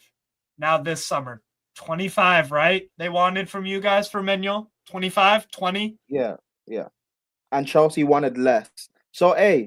Maybe so Chelsea fans, and I was one of them, who were like wondering why we trying to haggle it down. They see what we didn't. So him declining. Do you think Donnarumma? Do you think it? What do you think of the Donnarumma situation? Do you think it makes sense that they want to replace it? Yeah. Why? Because I think Chevalier is just that good. So it's not that you think Donnarumma's bad. Trash. No. Do you think Donnarumma's world class? He makes some mistakes, though. Let's not get it twisted. He makes some mistakes. Do you think Donnarumma's world class? Yeah. Because I think he's a world class shot stopper. I do too. I think he is. I think Chevalier is world class. I think Donnarumma is. I think Chevalier is the 3rd best goalkeeper in the world as things stand right now. Donnarumma reminds me so much of Courtois, like the stature, their reactions, like the way they make saves. It's so much of Courtois. You really think Chevalier is that level, that good? Yes. I'm you know me, Prime. I don't tout. No, I'm not. Random. I'm not even saying I disagree because I know you. I'm not even saying I disagree with you. But I'm just He's like, outstanding, bro. damn. He's outstanding. He is Prime. All I have to say is this. Everybody will see next season in the Champions League, where people mainly watch Paris Saint-Germain. Y'all will see why they bought him. I'll just let Chevalier do the saving for me.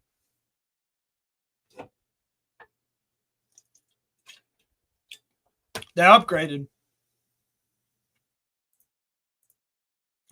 Bro. He's not as good as penalties. That's fine. I'll give Donnarumma that, but I think he's just as good a shot stopper. I think he's much better with his feet. I think he commands his area better. I think, bro, the kid's got a good head on his shoulders. Yeah, he is dynamite. I think Chevalier will be the best goalkeeper in the world in, what's the date? 8/4/2025. This time next summer, we'll be having world-class Chevalier discussions. Is he the best goalkeeper in the world? Is he world-class? That's the discussion we'll have in a year's time, I believe. Top 5 goalkeepers in Serie A. I'm taking number 1. And that makes sense because they're trying to get him now and get him under their new incentive wage structure. Donnarumma doesn't want to go under the incentive wage structure. Yeah. How much does Chevalier cost? What's his price? 70? Oh, that's a lot. But for a world-class goalkeeper, fair enough. Because I disagree with a lot of people. I'm of the belief of, because a lot of people think, oh, just buy a goalkeeper for the cheap. I'm like, goalkeepers are so important that I'll spend the right money on a goalkeeper. I don't like spending big money, but like if it's for the right player, I don't mind. Yeah, because a world-class goalkeeper wins you points. When Well, everything I've seen Chelsea well, Mendy had a world-class year. I've seen our 2 Champions League wins have come from a world-class goalkeeper, bro. Petr and Mendy. Liverpool's UCL win with Alisson. World-class season. When all City of Real Madrid's Champions League wins with Courtois. World-class. When Ederson won, when City won the Champions League, Ederson was world-class that year. Yeah. Who's a Champions League winner that hasn't had a goalkeeper in world-class form, at least for that season? Lunin was in world-class form. He's stepped up big time though, and his stop. When Real Madrid won 3 on the bounce, Keylor Navas stepped up massively. He was world-class. Navas for the Champions League win. La Decima was Diego Lopez in goal, no? Or Casillas? Casillas. No, it wasn't Casillas. What year are you talking about? What year? La Decima. 15-16? The Ramos 93rd minute? Ramos 93rd minute? So you're talking about? Yeah.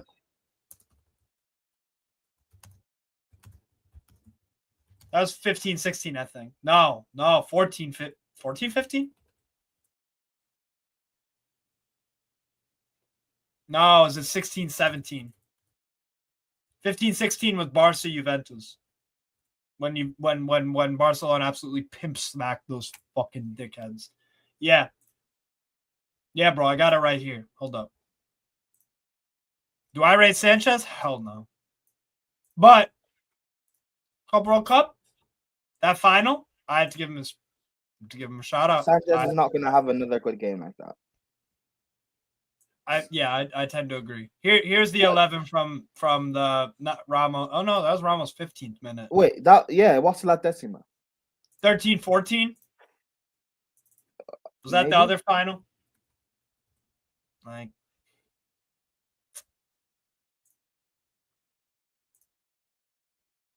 Casillas. That's La Liga, bro. No, that's La Liga. La Decima was what? Just type in Champions League final La Decima. 4-1. They smashed them up. They beat them up. Real Madrid. Yeah. Casillas was in goal right here. Yeah. Yeah. This one. Yeah. 93rd minute Ramos. Yeah. Yeah.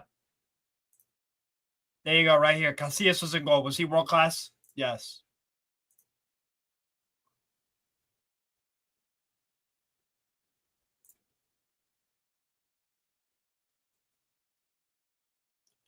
Yeah. Mendy was world class in that run. They were. Yeah. Yeah. So it's one of those, bro. You kind of need your goalkeeper to be world class to win the UEFA Champions League. I'm trying to think of a winner. Let's look at list of UEFA Champions League winners.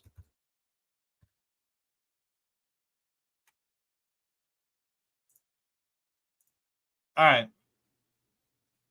We'll just start from modern times. Donnarumma, world class. Courtois, world class. Edison was world class. Courtois or Lunin/Courtois. Lunin played at a world class level in that tournament, I would say. He was vital in them winning the Champions League. Because this is the other thing too, Prime. Nobody expected when Courtois got in. No, 23-24 was Lunin, correct? But then Courtois came back for the final. That's what it was. What was that Yeah. Decima? What was Huh? that Decima? The What was that Decima was Decima? 13-14. He was in goal. Casillas. He was world class, right? And that's for the three on the bounce, it was Navas. Yeah. Oh, my bad. Okay, never mind. So like this one, 16 Champions League final. Navas. When they smashed up and they beat up Real Madrid 4-1. When Real Madrid beat up and smashed up Juventus 4-1. Casillas was world class in that. There you go. Navas. Boom. Liverpool, Alisson was world class. Neuer was world class that year when we won the Champions League about 5 years ago. Mendy, we already said, world class in that season. Barcelona.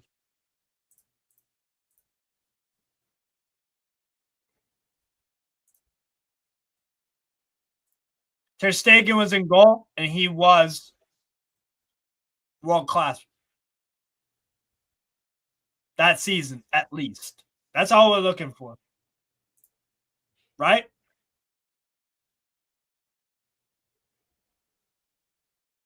Look at this, bro.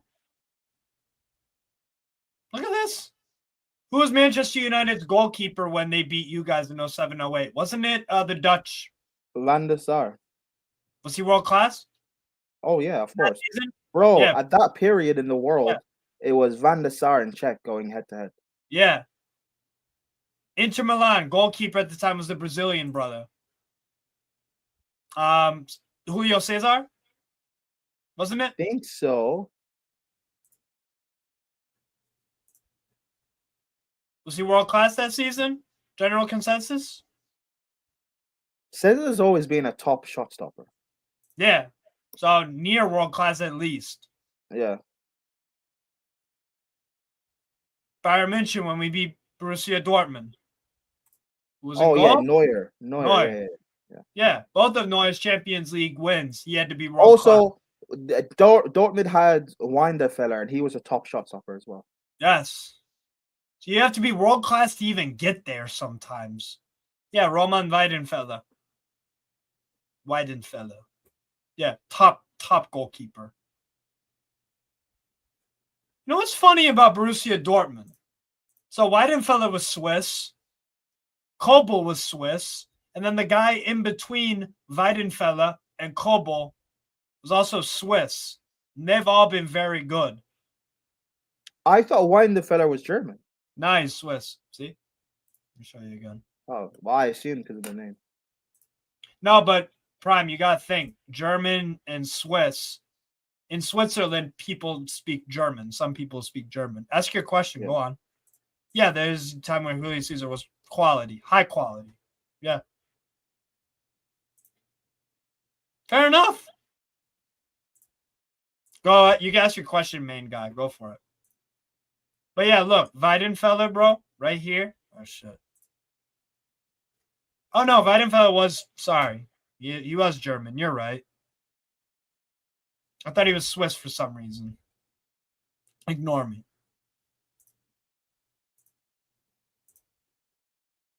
So they've had back-to-back Swiss goalkeepers. Yeah, Weidenfeller was German. Apologies. But no, like, can you, like you need to have a goalkeeper that is either in world-class form in that season or on a world-class run of form, or you have to be Casillas, who was falling off a little bit at the time, as Pito says. It wasn't a world-class year for him, but he was a world-class goalkeeper. So you gotta have something world-class about you not too long ago or right now, basically, to win the Champions League. Like Dudek, world-class. That's probably the last one that won the Champions League that wasn't.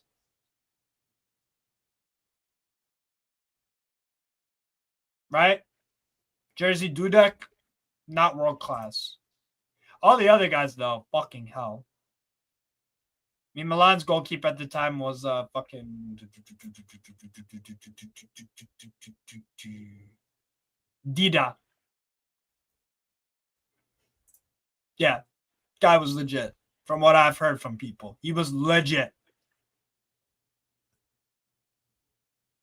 Oh, wow. Dida's been credited with helping end the prejudice against black goalkeepers in Brazilian club football due to his success in Europe. And upon joining Internacional in 2014, became the first Afro-Brazilian goalkeeper to play for the club in 43 years. Yeah, he was considered to be one of the best goalkeepers of all time. So it's safe to assume he was world-class, like when they won the Champions League, Milan. He is additionally rated among the all-time greats in the position for Brazil, alongside Alisson, Marcos, Rogério Ceni, Claudio Taffarel, and Guilherme. Yeah. Bro, Dudek is probably the only exception. Dida was world-class. Dida is world... Yeah. What do you mean by world-class? What do you mean You could be Dudek is the exception? Huh? Was Dudek world-class for Liverpool when they won the Champions League? I have no idea. No. So there you go. There's the one exception to the rule. But, like, no, everyone talks about is the brilliant comeback from Liverpool. No one talks about the capitulation from AC Milan. Yeah.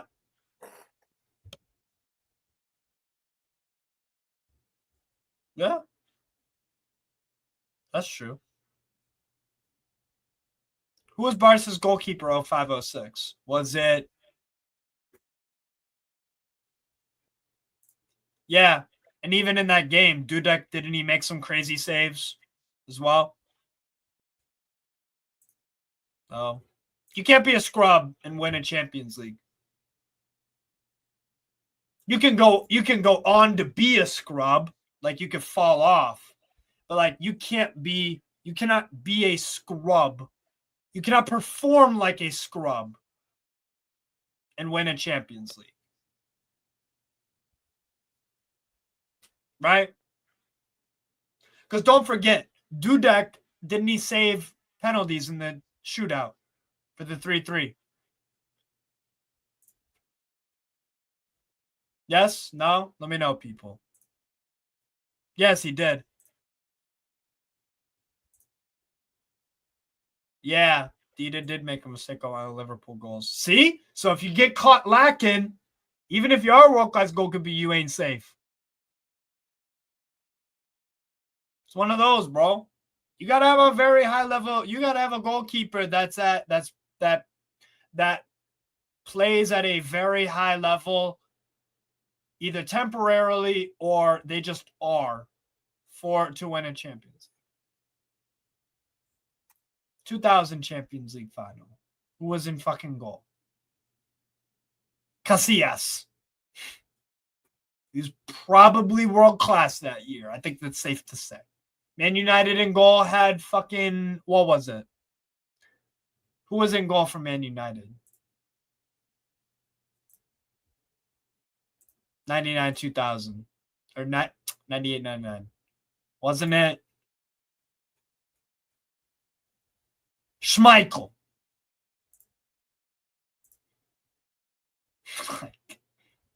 Even go to Olympique de Marseille, the first ever Champions League final.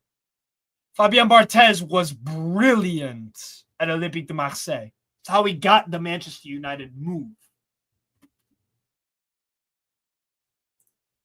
When was the last time a Premier League team won without a world-class goalkeeper? It'd be Dudek. In 05. Does he mean a Premier League team has won the league? Is that what he asked? Oh, yeah. He just said won. Won a league without a world-class goalkeeper. That you can get away with. I don't think you can. I think you need to be a top shot stopper. Yeah. To win you need, because even what's his name? Schmeichel at Leicester, he was a top shot stopper that season. And since then, he's been a top shot stopper. Yeah. So. That's true. Yeah, Schmeichel with Leicester City. Yeah. 95, 96. Who was in goal for fucking Juventus? Van der Sar. No, sorry. No. Angelo Peruzzi. Let me guess. He's regarded as one of the greatest Italian goalkeepers of all time. And one of the best goalkeepers in his generation. When the Serie A was considered fucking the best league in the world. Yeah, so he was of a very, very high level Peruzzi, clearly. It's safe to assume. Marcello Lippi, by the way, what an underrated manager. Wait, the answer? Oh, sorry, I missed your question. What do you mean by world class? You know you could be basic and have one good match in the tournament. By world class, I mean, in this context, what I'm saying is, sure, you need to be top of the line. You need to be playing at a top level minimum to win a UEFA Champions League. A top level. Petr Cech. I reckon best ever performance by a goalkeeper from an English team in a Champions League finals, Cech against Bayern. Yeah. I've seen highlights of it, bro. He had no right to make like 70% of those saves. Like, no right. But it's Petr Cech, bro. He can do that kind of shit. Borussia Dortmund. They had Klose in goal. Stefan Klose. Let me guess.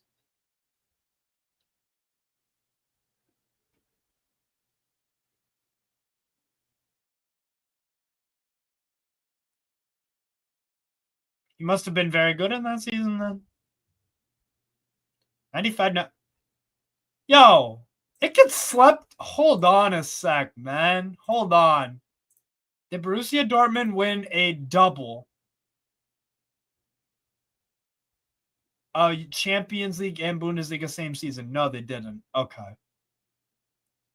But they won the Bundesliga 2 times. Did Borussia Dortmund win the Champions League? Did they win the Bundesliga 96, 97? Let's check. Honors. No, they didn't. Okay. I thought they had a fucking double. Yeah, and at Rangers, Klose was, yeah.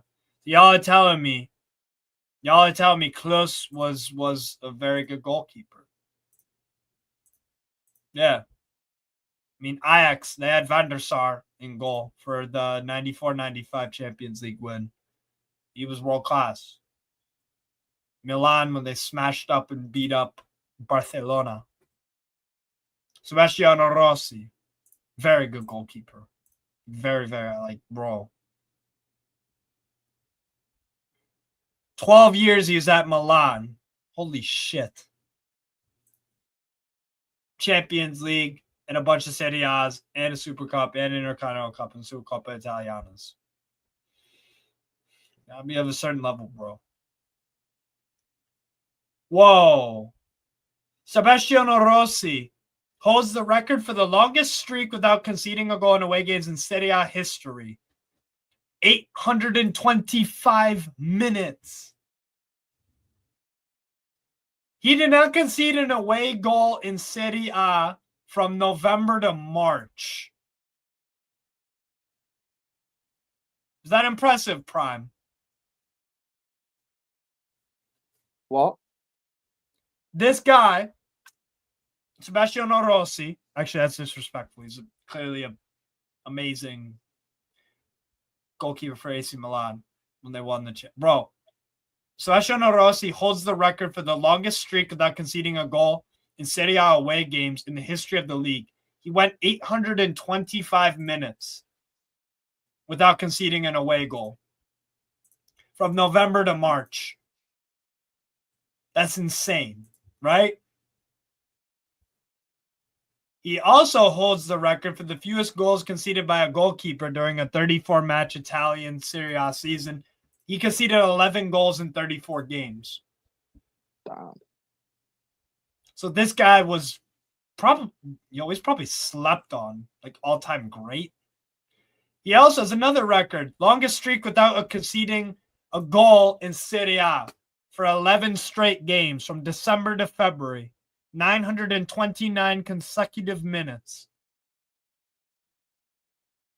And he passed Dino Zoff, who's probably the second, or you could say is the greatest Italian goalkeeper of all time.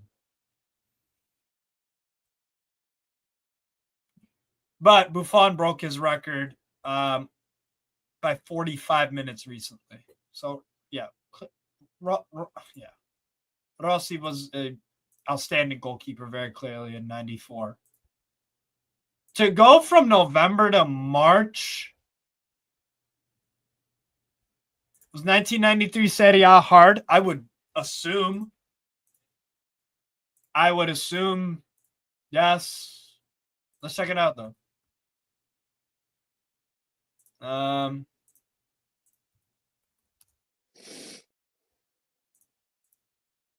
Serie A 1993-94. All right.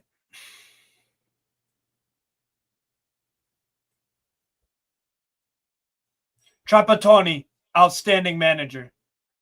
Capello, outstanding manager. Lippi, outstanding manager. Sven-Goran Eriksson, outstanding manager. Dino Zoff.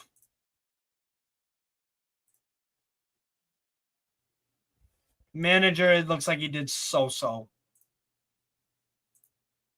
But Capello, brilliant. Lippi, brilliant. Trapattoni, brilliant.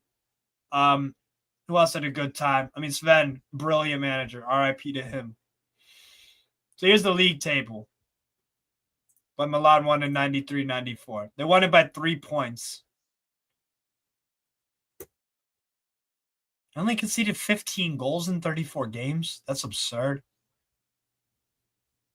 So, Signori, amazing player. Zola, amazing player. Baggio, amazing player. Ruben Sosa, I know him, amazing player. Daniel Fonseca, Gullit, Branca, Julio Deli Valdez. I never heard of him, but he put up numbers. Mancini. Roberto Mancini was a brilliant player, bro.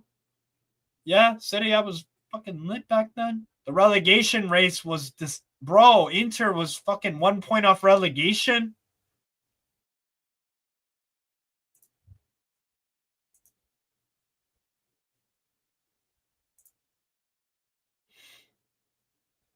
By the way, the last team to get relegated, Piacenza, had 30 points. The winner of Serie A had 20 more points and won the league.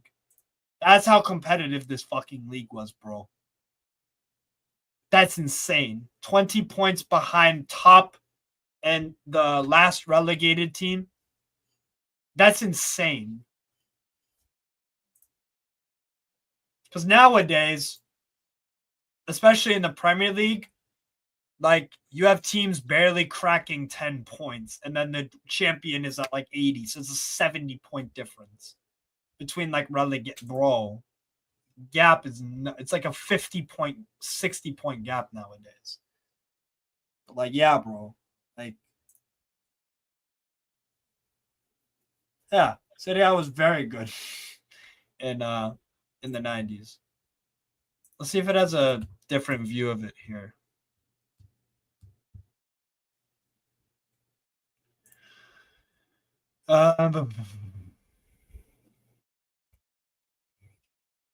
Inter were 13th and 1 point off relegation in 93-94. So let's go to Serie A. See if it goes as far as 93-94. Show.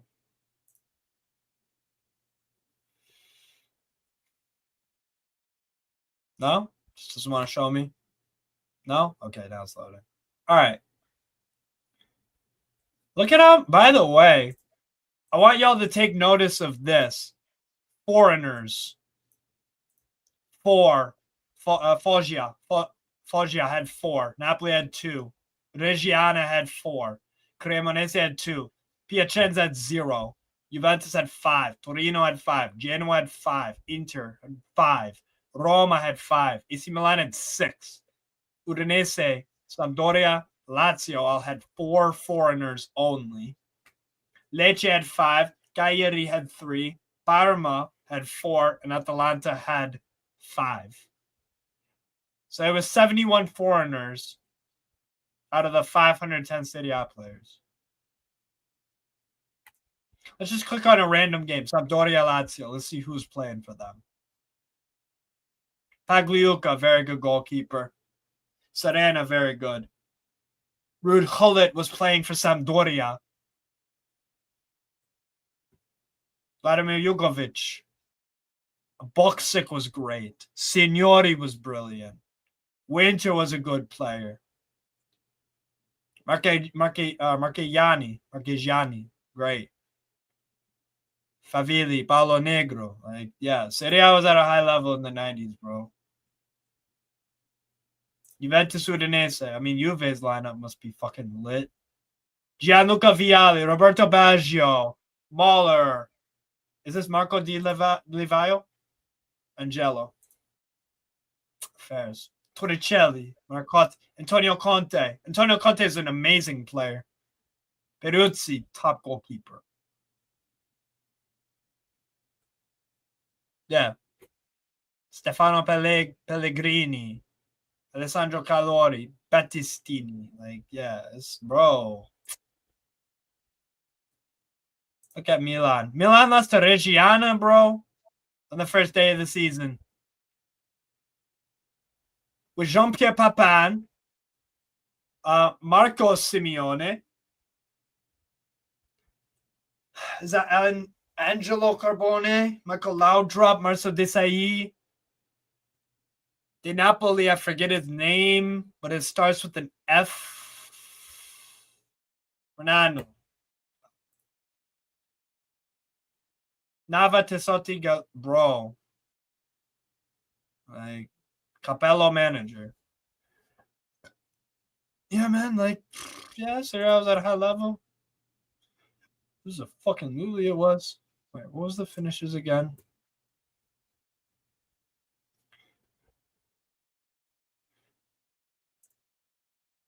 Where did Roma finish? Roma were 7th. Damn. But yeah, people, it high level league.